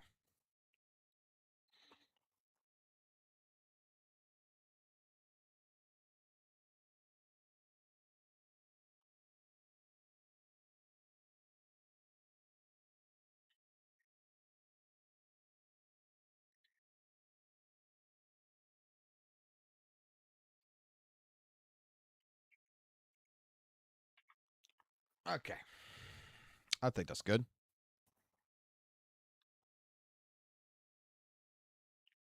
Okay, so like I said, we're not going to go with the beautiful graphical settings. We're not going to go ahead and try to draw this out. We're going to try to make this as plain, bold English as much as possible. Okay? Simple, easy. So first and foremost, what you're going to have to understand in Arknights, okay, is that each patch right now, our patch currently right now has 3 character banners. You got Levitane, aka the redhead. You got our brunette that's coming in, and then you got Punk Boobs over there, which is going to be the pink hair girl, right? These are your 3 banners in your gacha game. Now, typically, in ZZZ or something, you got 2. You got a character like, for example, you got Dylan and Banyu. You got Yadhare with fucking Lucia. In this game, you got 3. Now, regardless of that, the big issue that we got going on here is that we got 3 different sections here. Okay, and I forgot to put this here. We're just going to put this here. This is 80 pools, right? So let's go take a look really quickly before we get any more into this graph. And let's go look at what it actually has to say from different sources that Gemini, aka an AI with Google, has produced for us. And that is the numbers 80, 120, and 240 is going to refer to key, pity, and guarantee mechanics within the Arknights infield gacha system for limited character banners. 80 pools, which is hard pity, okay? At 80 pools, you're guaranteed a 6-star operator. However, this is a 50-50 to get. All right, this is a 50-50, a chance for the featured character. This pity does carry over to future limited banners. So the first 80 pulls, if you're pulling on a banner, you're going for Levitane. This is your 50-50. So anywhere between 1 to 80 pulls, you're going to get to a point to where you're going to get a 50-50. That 50-50 can either get you the current on-banner character, a future character, or, in this case scenario, can get you a standard 6-star character. So, you're either going to get the featured, you can get one of the future characters right now, or you can get a standard character. Now, let's just say you're on the middle banner right here. It still applies to where you can get the past banner as well, right? You can still get Levitane in this banner or in this banner. Now, the problem that's coming in here and is that some people just don't understand with this 50-50 system what the fuck it actually means. So, when it comes to 50-50, right, there's a possibility you can win the character for the on-screen banner, or you can lose it. If you happen to lose the 50-50, whether you're at 30 pulls, whether you're at 50 pulls, whether you're at 80 pulls, whenever the 50-50 activated, if you lost it, you have a safety net. The featured guarantee, the Spark system, that if you haven't acquired the featured 6-star operator on your 50-50 by 120 pulls, when you reach 120 pulls, the game guarantees you that you will get that character. Now, again, a lot of people should already know this. This 120 does not guarantee. This is not a guarantee that it does not carry over to the next banner, right? It will reset when the next banner comes in. So, if for some reason, right? Let's just say for some reason you did 50 pulls, right? And minus the 120, your 50 pulls was right there. You got your 50-50, you lost, and you said, fuck it, I'm not doing no more pulls. I'm going to wait till the next banner. Well, you shouldn't do that. Because in 70 pulls on this banner, you're guaranteed to get the character. You're just guaranteed. right? If you go back, if you try to save your pools and you're going to wait till the next banner, well, it resets back down to 120. All the 120 is in each and every one of these banners, and the way like I was trying to explain this yesterday, and the reason why I was trying to explain this with several different people and everything, it's a safety net. It's a guarantee. And compared to like Hoyoverse and everything else, you're doing the same thing in terms of this gotcha as you would do in Weathered Waves, as you would do in Genshin Impact, as you would do in HSR, as you would do in ZZZ. You're doing the same thing as in the 50-50 system, right? With the guarantee. If, let me go back to our drawing board here. If in ZZZ, right, you want a certain character, you want the Void Hunter, what do you got to do to guarantee the Void Hunter? You got to get 180 pulls. Because Hard Pity is 90 for a 50-50. And if you lose that 50-50 and you want that character, the only way to guarantee it is to ensure that you have another 90 pulls ready to go. In this game, to guarantee a character is 120 pulls.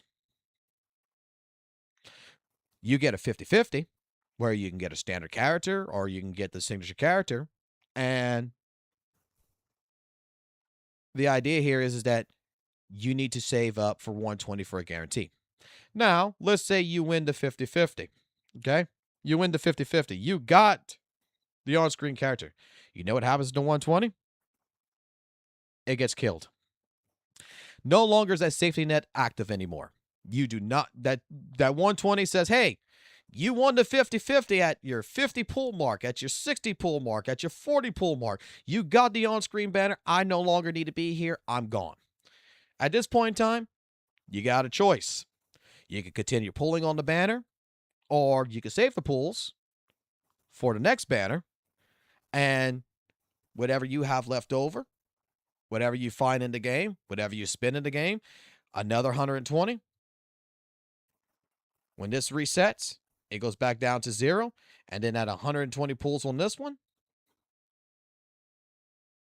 you're guaranteed the next character in this banner. Particularly, the idea here is that in this game, you're going to want to know and you're going to want to choose your characters. You're not coming into this character to where each and every banner you're going to get all 3 characters. Right? For your typical light spenders, for your typical F2P players, this is where you need to determine what characters you want. Just like you would do in, like, I'm going to be honest, just like you would do in any other fucking gacha game, bro.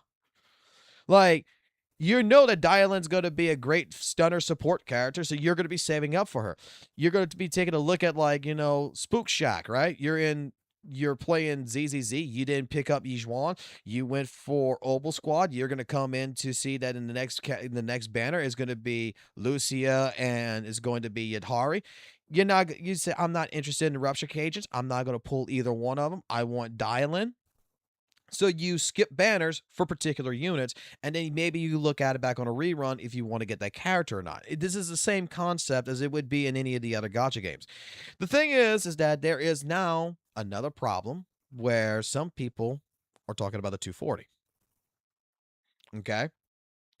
And trying to tell me, this is where I was hearing this shit last night on, is trying to tell me that the 120 isn't the guarantee. It's 240 that's the guarantee. I don't know where this came from. I don't know who is trying to say that 240 is the guarantee for a character when it's actually not. 240 is the guarantee for a dupe. Means that if you do 240 pulls on this banner right now, you got 17 days on. You do 240 pulls on this banner right here, on the signature banner, you're guaranteed a dupe for the character. This is for pulls. It's its own separate system. We can go read it. Right? The 240 pulls is a duplicate guarantee. Once per limit banner, reaching 240 pulls grants you a bonus operator token. which can be used to acquire a duplicate of the featured 6-star character for its potential upgrades. Even AIs tell you, essentially, it's recommended strategy to save at least 120 pulls to guarantee to get the character you want, as anything less carries the risk of not attaining them. To maximize your chances, we can compare the 120 pull hoarding strategy with other methods like the 60-10 loop. Would you like a breakdown? No, I don't think we need a breakdown on that. The thing is that just like in any damn gacha game, man, there's going to be certain characters you're going to care for. There's going to be certain characters you're not going to care for. It's just like with me right now, right? We got coming up in what? In 2.6 right now, we got the idols coming into ZZZ. I'm not particularly interested in pulling for Arya. Or Suna. I'm not looking at any of the idols really to pull any of the idols. I don't really care for them. That is right there, free polychromes, free revenue when the patches drop, that I'm just going to save that until the next patch. And then I'm going to see what 2 characters come up on that one. And I'm going to see in 2.7 whether or not I'm going to pull. Maybe there's a 2.8. I'm going to see what 2.8 has to offer and see maybe if I need to pull. Maybe I might save all my pulls all the way to 3.0 Zenless Zone Zero and then go ahead and just go cash on to that and get the feature character on the anniversary of 3.0. I don't understand in general when it comes to people, when it comes to this entire structure of this gacha, why we're so confused. I will tell you like this, that I do believe, and I know I've had an argument about this morning with several people on Discord, that I did state that this gacha system, I really like it. I think it's an actually really good gacha system. There is 2 separate issues that, and I'm going to divert this into this part of the conversation. There's 2 separate issues to discuss here. The gacha system and the pool currency. Now, a lot of people is going to try to mix both of these together. Let me explain something.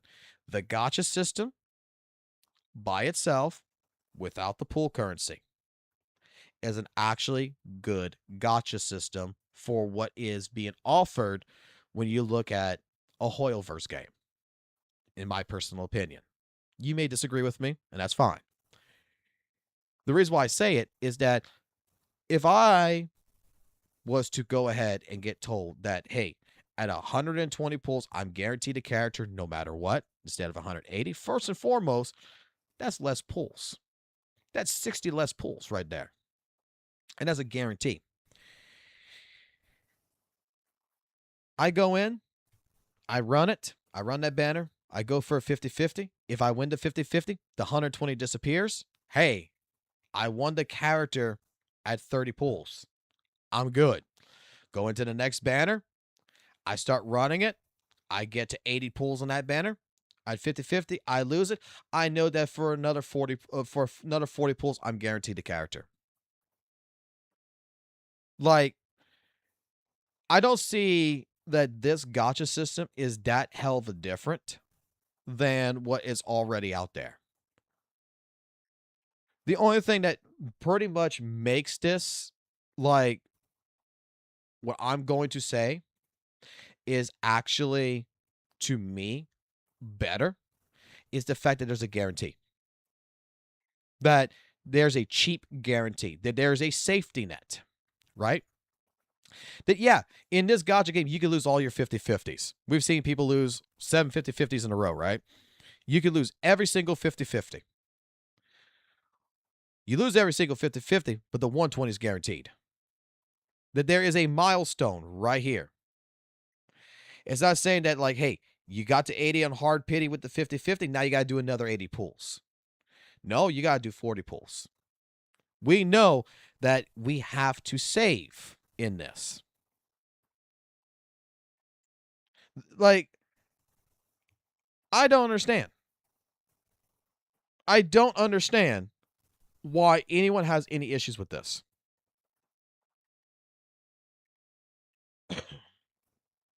Like, correct me if I'm wrong.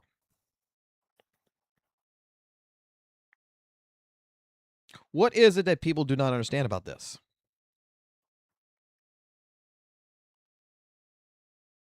Yeah, I know the LDSHOP was a section, was a black screen. It fucked up. I'm not worried about it. It was a black sponsor. We'll call it that. We'll call it the black screen sponsor.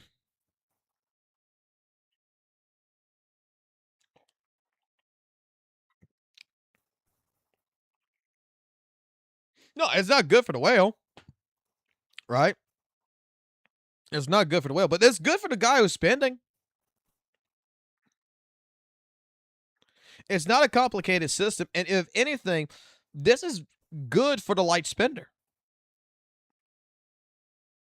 You just know, for as a person who, if you're spending on the game, I just got to get 120 pulls. I just got to buy 120 pulls, right? If I already got economy, if I already got like 50 pulls right here, I just got to buy enough pulls to get to 120. If I got, a balance already of oral berries that is at, 70, right? I just got to buy the remainders for 120. That's it. If you're a light spinner, this is like one of the best systems. If you're an F2P now, you might be fucked. Okay? In a sense. You might be kind of fucked in a sense because the pool economy is good. It's very generous right now for 1.0. But the problem is that how far is that going to go? Right? How far is that going to go? The way I'm looking at it right now, and I have to see what the second patch does, like, I think it's too early. Okay. I'm going to re-record this. But I think it's just too early to determine whether or not the pull economy is stingy or not. Okay? Until we see what patch 2 does. Because so far from patch 1, from what a lot of people have shown me, is you get about 170 to 180 pulls. If you're grinding out everything with permanent content, with the weeklies, with the dailies, you should be getting about 170 pulls to 180.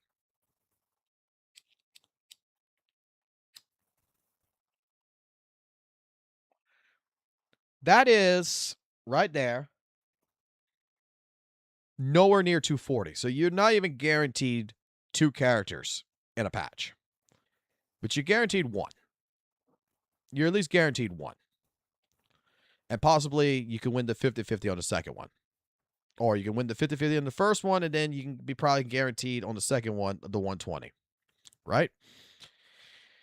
The pool economy itself is just telling me, like any other gacha game, you got 3 characters instead of 2. And out of the 3 characters, you need to pull. The only thing I'm going to say that I fully agree with, what someone's told me when someone mentioned this in the Discord, is that leaks are going to really fucking matter in this game. Looking at leaks is going to matter for you to actually know what you're going to be trying to do.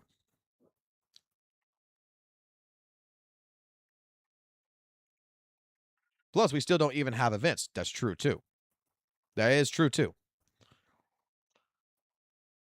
But when it comes down to it, if we're only guaranteed 120 at least minimum a banner, a patch, right?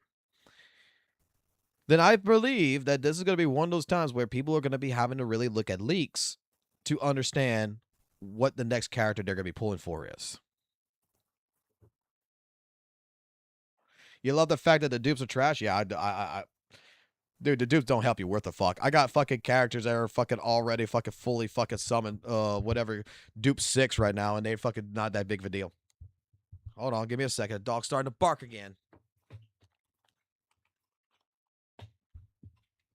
Come on. What's wrong? Let's go. Come on. Hey, bro. Come get your fucking dog. She's been barking for your ass the entire time. Like, I don't know why you can't get her. Oh, she's been right here barking.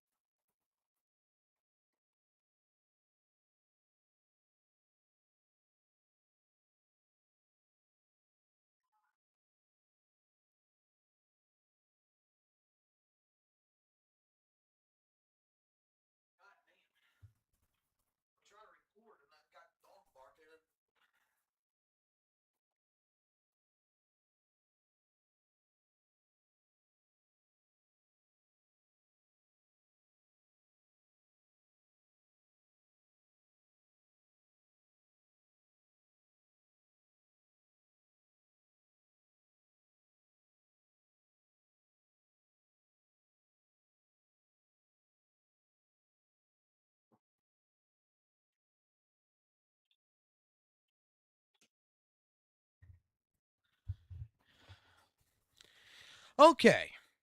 Maybe now I won't have a fucking distraction.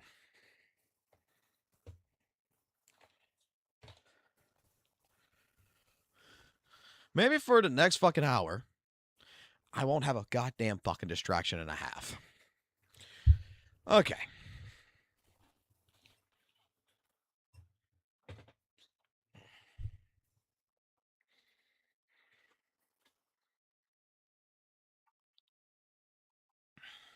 You know what? I'm just going to make this simple and easy. We're not even going to use fucking paint. I'm just going to try to make this simple and easy as fucking possible. Because even I'm overcomplexing this, and I'm realizing that right now.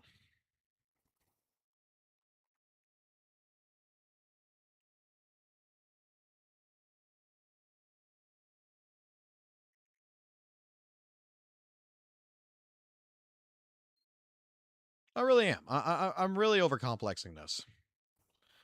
The average gacha player doesn't fucking read.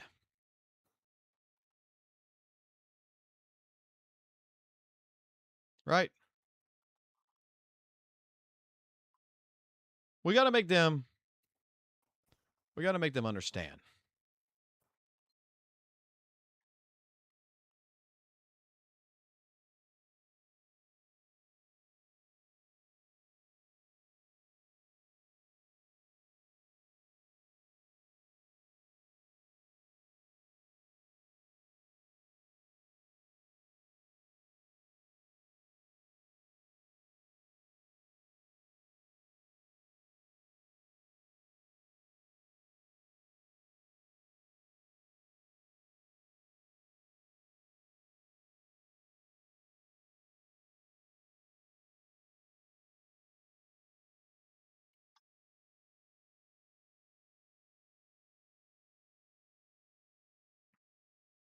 You got to shrink this down.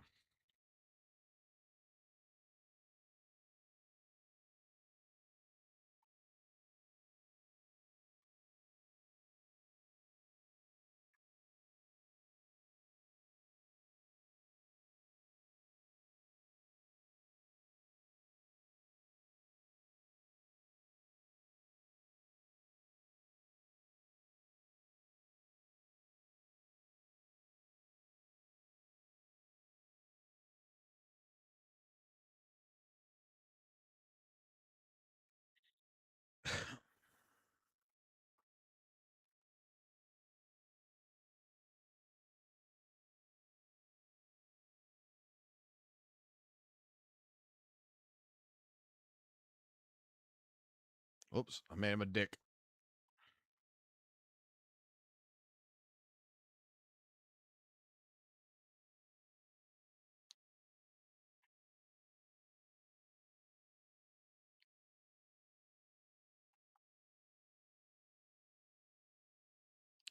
Okay.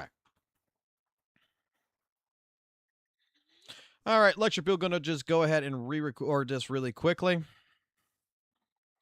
So, pretty much, to try to best explain this in point-blank English, the way I want to explain this, and not try to overcomplex this in any which way, shape, form. We don't need no beautiful graphics. We don't need no beautiful things. We just need to fucking do simple, basic English here, right? You have signature banner right now. Levitain, right? Currently out right now. You already noticed 2 other banners is in this patch. 2 other banners in this patch. And on those 2 banners is the future characters. So, if you're pulling on this banner right now for Levitain, you're going to go ahead. Hard Pity is at 80. Okay? So between 1 to 80 pulls, you can reach the 50-50. Okay? But 50-50 is guaranteed at 80 pulls. At 50-50, you're not guaranteed anything. You're going guaranteed 1 of 3 possible options. Their signature character, other signature banners, or standard 6-star character. Okay? All of them are going to be 6 stars. That's what you guarantee. If you win,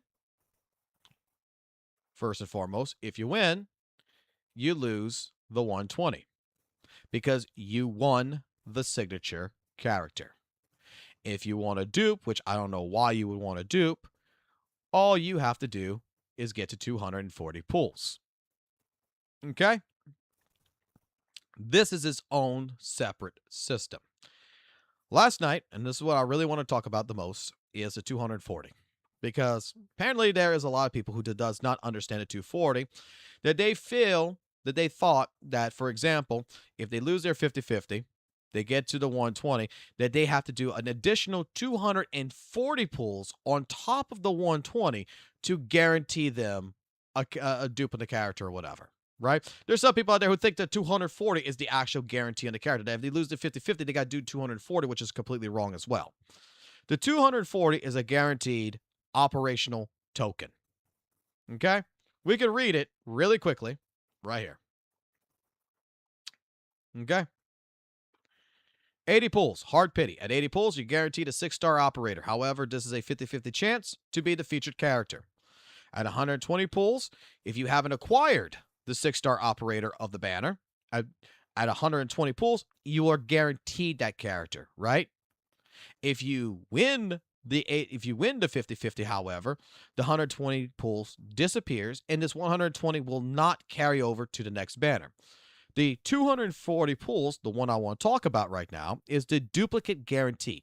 Once per limited banner, after reaching 240 pulls, you're granted a bonus operator token for a duplicate of the featured 6-star character for potential upgrades. So let's just say, right, you got 50 pulls. You hit the 50-50. I'll use 50. And you won. Okay? You take 50, you minus 240. Boom. You need 190 pulls at that point in time to get yourself a guaranteed dupe. Now, you can still get a dupe by winning a 50-50 if you're lucky, but to guarantee a dupe, you need to pull another 190 times. The 240 does not start like after you win. The 240 starts the moment you start pulling on the banner. I want to clear that one up really quickly. That is a misconception that was brought to my attention that some people had, and I'm just like, you're stupid. You didn't read. It's point blank obvious if you read. Because we got a lot of people who just don't seem to completely understand that this gacha system is not complicated. And that the same practices that you would be applying in Zenless Zone Zero, that you would be applying in HSR, that you would be applying in Genshin, the same thing you would apply in Weathering Waves will apply into this game. Because in like ZZZ,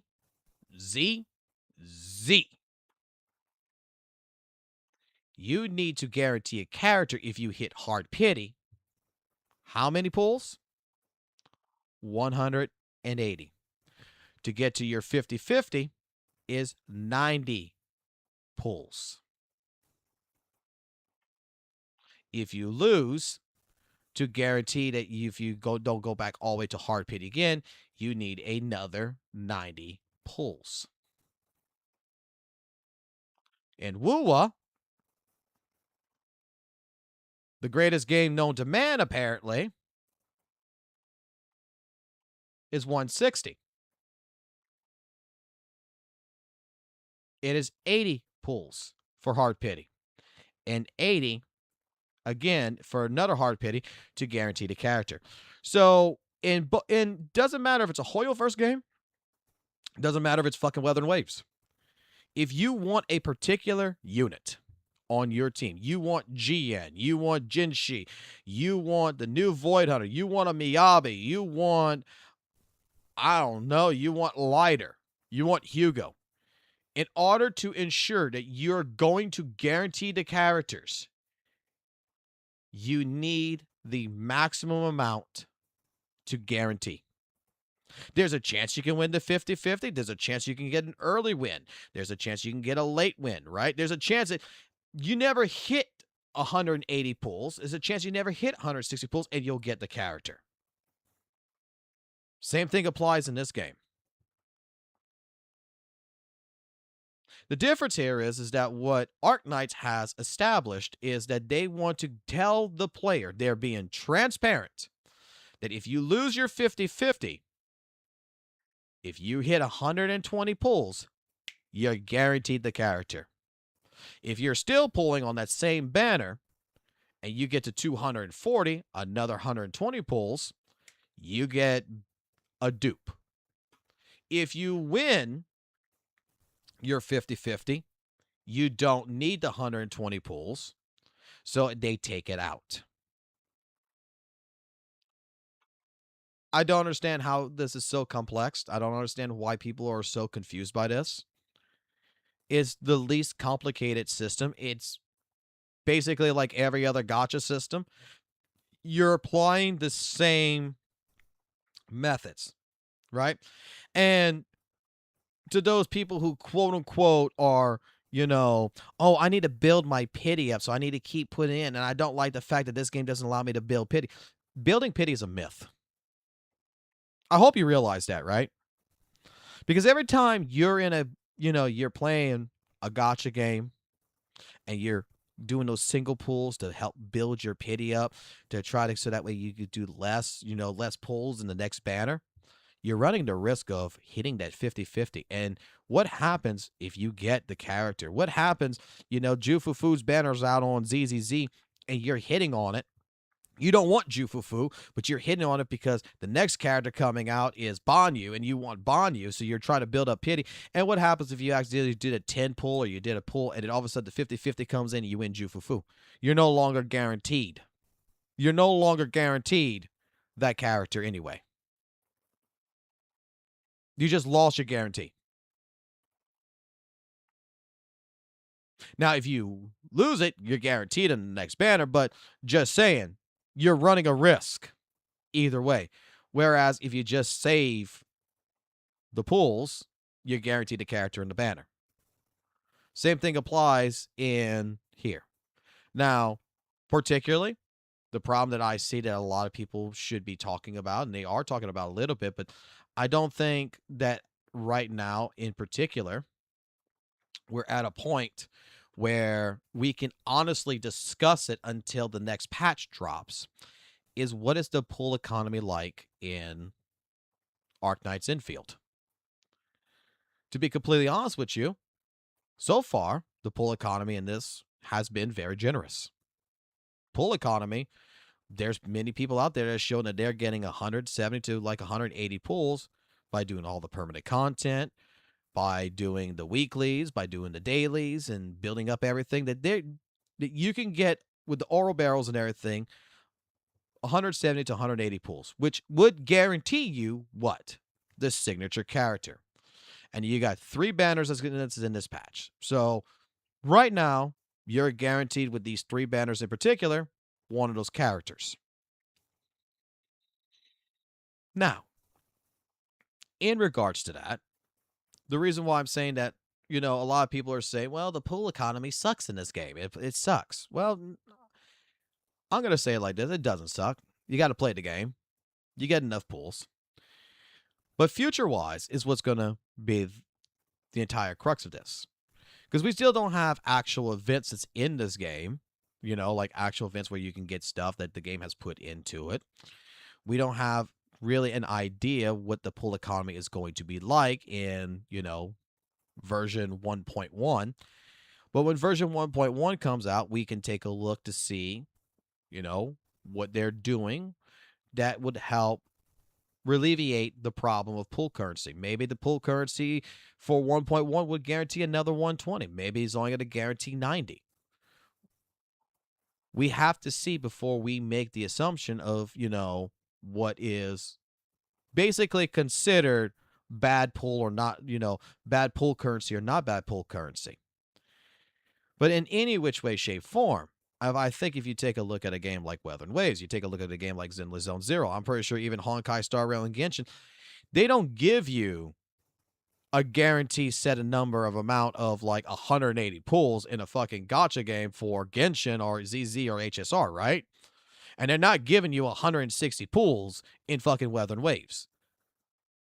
I've seen in ZZZ where they give you 110 pulls. right? That's nowhere near the 180 to guarantee a character. So if for F2P players, you're basically saving polychrons from patch to patch, and you're looking at characters of what you want to get. I will say that in Arc Knight's Infield, that I do feel that, maybe here leaks different information about character kits and stuff like that that may come early from the developers or whatever would be prominent in decision making for your account. Right? I do think so. But otherwise than that, I think it's still too early to make a determination on the pool economy. And I think that if you actually just look at how this system actually works, yeah, the 120 right here doesn't carry over to the next banner. It starts back at 0 for 120, but you know that each single banner is guaranteed at 120 that you get the character. So if you got an early 50-50 win on here, right? You pulled in the first 20 pulls and you got a 50-50, you won the on-screen banner. Hey, guess what? The 170 to 180 pulls that people are finding, that's guaranteeing you can get 2 characters because you had good luck. If you had bad luck and you went all the way down to 120, well, you're not guaranteed on the next 2 banners that you're going to get them. Welcome to gambling. This is a game where players win, players lose. And in all honesty, at the end of the day, doesn't matter if it's a Hoyoverse game. Doesn't matter if it's a Kuroverse game. Doesn't matter if it's a Hyperverse game. I'm going to put that all together. Doesn't matter who the company is. At the end of the day, just like a casino, the house always wins. It just depends on, are you okay with the way the house wins? Food for thought. What's your thoughts down below? Leave your comments and everything else. I mean, I think that this, again, should be as simple, as easy as pie. Again, we can go ahead. You can read all of this information. You can find it. Hard pity, 80 pulls. You're guaranteed a 6-star operator. At 120, you're guaranteed the featured one. And at 240 pulls, you're guaranteed a dupe. And it is stated that the recommended strategy is to save at least 120 pulls to guarantee the character you want, as anything less will carry to the risk of not obtaining them.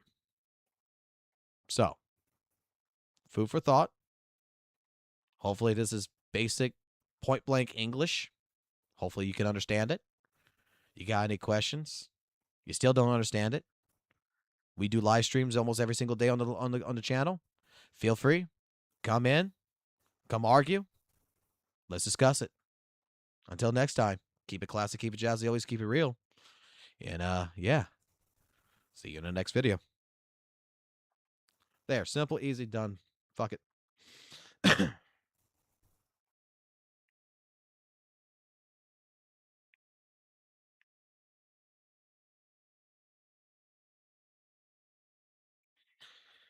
Isn't it like yes, like right now, yeah, you're guaranteed like 1.5 characters, right? But at the same point in time, let me put it like this to you, right? There's no events that's given like additional pools and stuff like this, everything else, right? Like the game's just started. The game has just started. It is demanding your time to play the game to get your pools right now. But correct me if I'm wrong. When it comes to every single one of these gotchas, let's take Genshin, let's take HSR, let's take WUWA, let's take ZZZ. Think about 1.0. The game was not stingy. The game was not overly generous. But the game was decent, right? Right? It's the future updates that came in afterwards that did what? That started becoming more and more to where, like I said, I feel like we have to be patient. We have to wait. And then we can make a determination based on events, based on different things, new regions, stuff like this, chests, what other stuff they add into it, to make that determination on whether or not the entire situation of the pool economy is decent, is bad, or is good.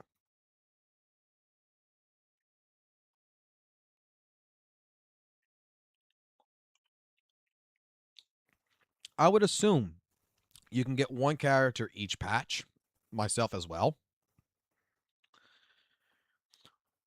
I would assume that if you played smart right now in 1.0 with your pools, right? If you played smart right now, that you might be able to guarantee, and especially with luck on your side, you might be able to even guarantee starting the next patches, depending on what you do in this patch, that future patches, you might be able to guarantee yourself 2 characters a patch. It depends on how you save, how much you save, and how you start working your economy.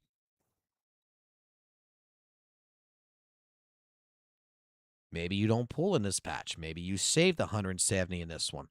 Maybe you find out in the next patch is 160, and then the next patch is 100 and something. And then you take all that, and then you can start guaranteeing yourself, because you're going to have a buffer that you can start actually spending, and with luck and everything else, that you can start acquiring to where you get 2 characters a patch, 3 characters a patch. You got to play smart. You got to play to your advantage. You got to play to your weakness.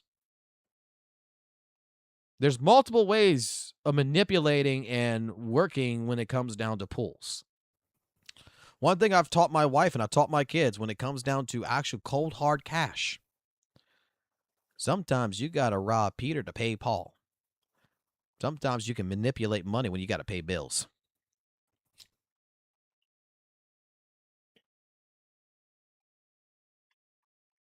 And that's the fucking truth of the matter.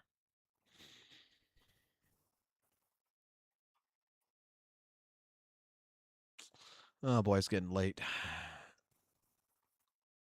I wanted to see this, but I'll wait on that shit.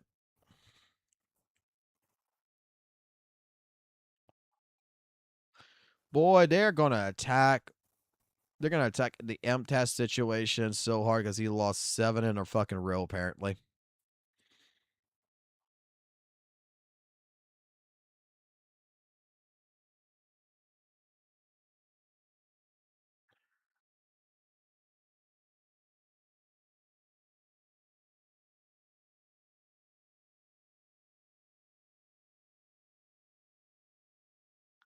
There is so much goddamn Arknights content that we're going to start going over for the next couple of days. So, oh no, what do you guys say? 12 hours of Arknights Enfield. What's good, guys? CJ here, and today we got to talk about my first impressions of Arknights Enfield after playing for 12 hours live on stream. You guys can feel free to check out the channel. And there is a lot to talk about when it comes to this game. Originally, I went into it with a little bit of skepticism. I'm not a big fan of gachas, even though I played pretty much every gacha that you've heard of. I've played it in the past, or I'm currently playing them. And I wasn't a big fan of the whole gacha system, right? We all know the insane amount of doom posting that has gone around Arknights and its gacha system, as well as several other features from this game. So today I'm going to tell you how I felt after playing for 12 hours. I'm currently account level 21, so I have progressed quite a bit. I've done my summons, and up to pretty much a deep part of my playthrough, so like 10 hours in, I hadn't really spent almost any money. I had bought the battle pass and the $5 monthly, and that's about it, until I finally decided that, well, I kind of like the game, but I'll tell you more about that in a minute. So first off, when I first got into the game, I got to tell you guys, I was very impressed, because the quality of the game is absolutely peak. It's like on top. Very, very high quality product. I can tell you guys right off the bat, the product is insanely high quality. And I play games like, for example, Wuthering Waves, some of the big, high quality, good looking games. And I was still impressed by the way the characters look, the world look, the textures on the characters' outfits, bodies, hair, all of that. It just looks really, really good. And the world as well, right? As we got into the game, we saw the little introduction and it looked really good. The world looked great. And honestly, if we move past the graphics alone, the game has been running perfectly for me. I haven't lagged once. I haven't had any stutters. I hadn't had any issues whatsoever. So it not only does it look really good, but this game has been optimized to hell and back. Like, it works perfectly, and I don't have a very high-end computer. I'm gonna tell you guys that right now. I do not have a very high-end computer, and it's been running perfectly for me. So right off the bat, on performance, the launch, the graphics, I gotta say it's one of the best looking gachas I've played in a while. Moving on from that, we talk about the gameplay, and guys, the gameplay on this game is very, very interesting, and it's very good because I didn't feel like I was playing an actual gacha game. And I know it's stupid to say that because you still have the summons, you still have your whole team, the typical dupe system, the weapons, yada yada yada. But I felt like I was playing some type of like Final Fantasy 15 type of game, not just from the way the game looks and the way the game is presented to a certain degree, but also the way the characters look, the way your team is set up, the way you fight. It felt very Final Fantasy like, and I was very impressed. I really liked the gameplay, the combat, the way you can use your character's skills felt really good. And I know so far you might think I'm glazing the game, but I didn't really plan to enjoy this game this much and be in here for over 12 hours on stream, getting to level 21 on the first day and pushing all this content. That was really... All right, so he likes it. That's basically what it is, okay? So, yeah. I'm just going to put it like this. When it comes down to the entire situation, when it comes to Arc Knights, I'm just going to say my personal thoughts on this. He's right. This feels like a game before it feels like a gacha. And I'm sure many of you guys feel the same exact fucking way. Let me put it this way. You might agree with me, you might disagree with me on this one, I'm not sure. But the best way I can describe this is Arc Knights does something that I like, that I think not so many people like, but a particular niche will like. And that is the fact that when it comes down to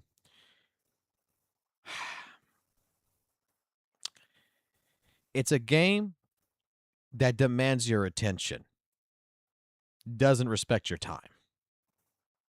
It demands you.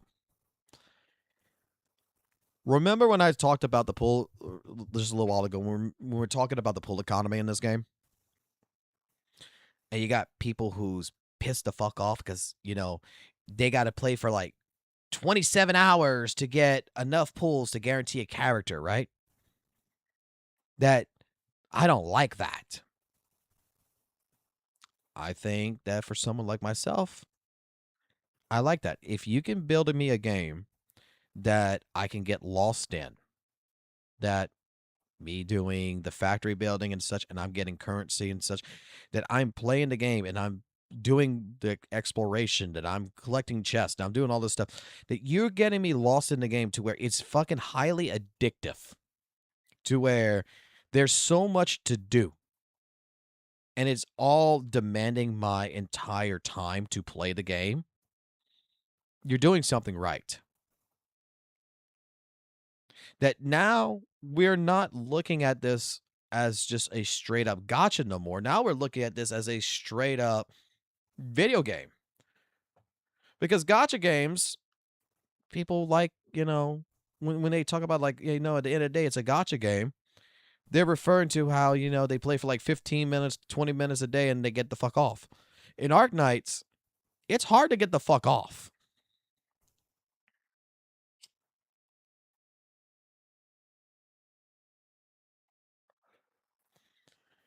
The game is absolutely an addiction.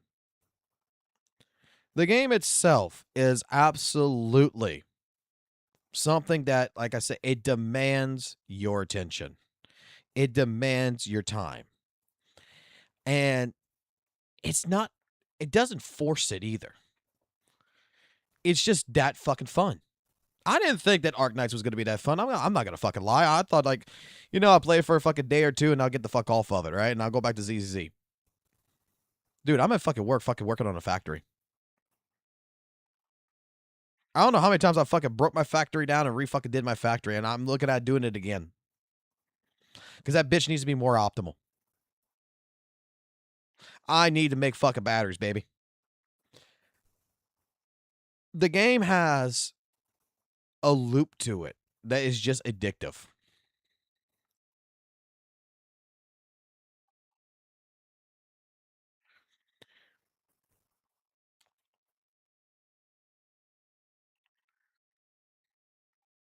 It's highly addictive.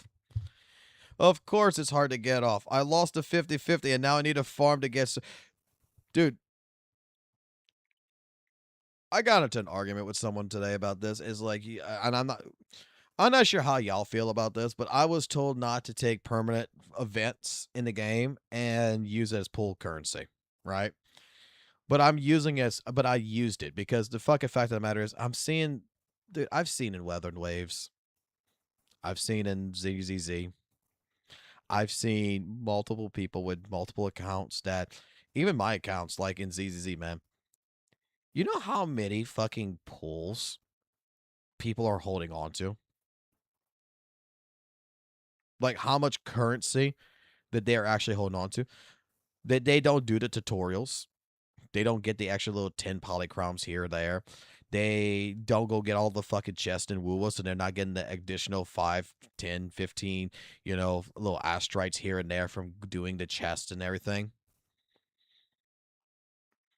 Dude, I've been in fucking people's Weather and Wave worlds to where they got like chests all over the fucking place, and I'm trying to tell them to open a chest, and they said, "Nah, man, I'm good."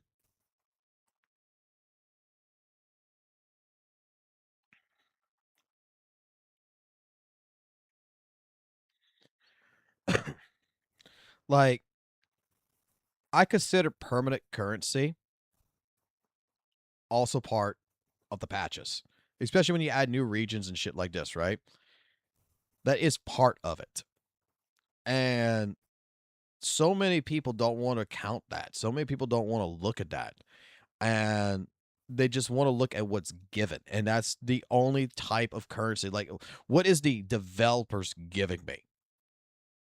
That's the only currency that matters. From events to, the weeklies to dailies. And then they're counting that and they're like, I don't have enough pulls. I don't have 120 pulls if you add all that up.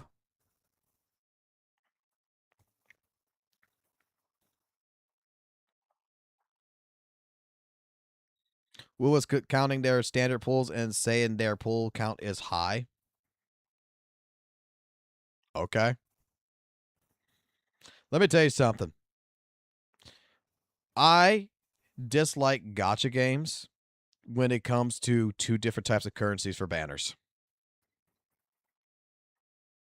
When I got introduced to ZZZ after fucking WUWA and I realized that polychromes goes on both standard, can go on both standard and can go on to the limited edition, that there's no two types of currency. There's no like radiant tides and lunate tides, that it's all considered one currency and it can be across all banners, including weapon banners. Bruh. I'm not gonna lie. I gotta find it shitty that in Weather and Waves, you give me fucking standard pools. Why don't you just make everything Radiant Tides? Why is even the fucking weapon banner its own fucking currency? Make it Radiant Tides.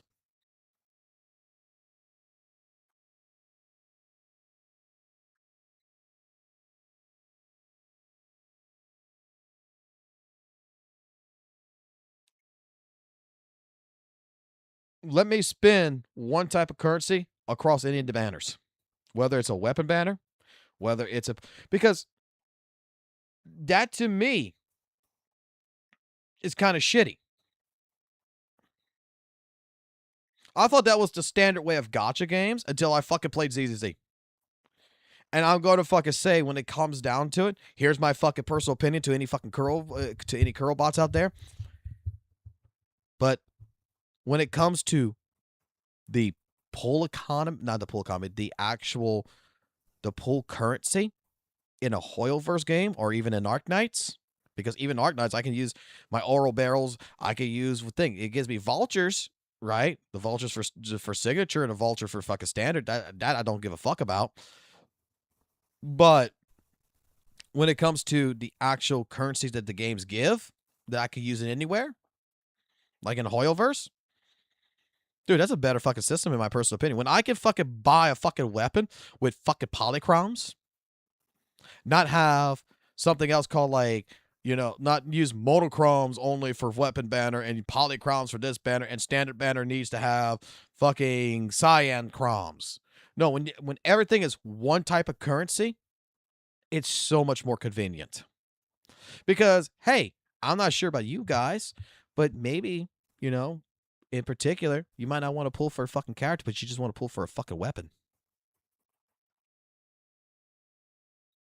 And in Weather and Waves, if I got like 100 pulls for a fucking signature character, but I only got 20 pulls for its fucking signature weapon, why can I not just take the Radiant fucking Tides and use that same currency that I would be putting on a fucking character for a fucking weapon?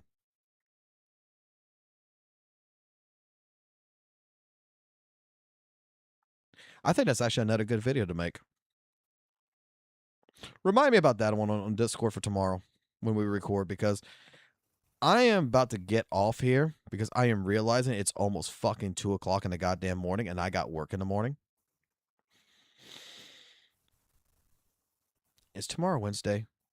Tomorrow's Wednesday, right? Today's Wednesday. Fuck. Today's meeting day. I am so fucked. I am so fucked.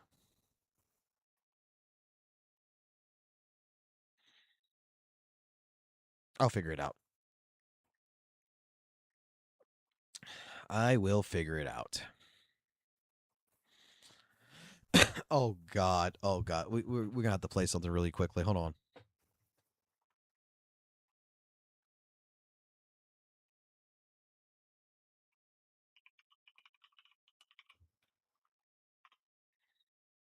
I hate you for this. It is Wednesday, my dudes.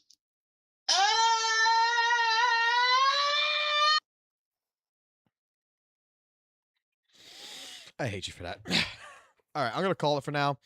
You guys have a good night. We'll be back tomorrow. I got some other stuff planned for the stream, so I need to fucking work on that shit too. But I want to try to get some stuff out. So I'll chat with y'all later.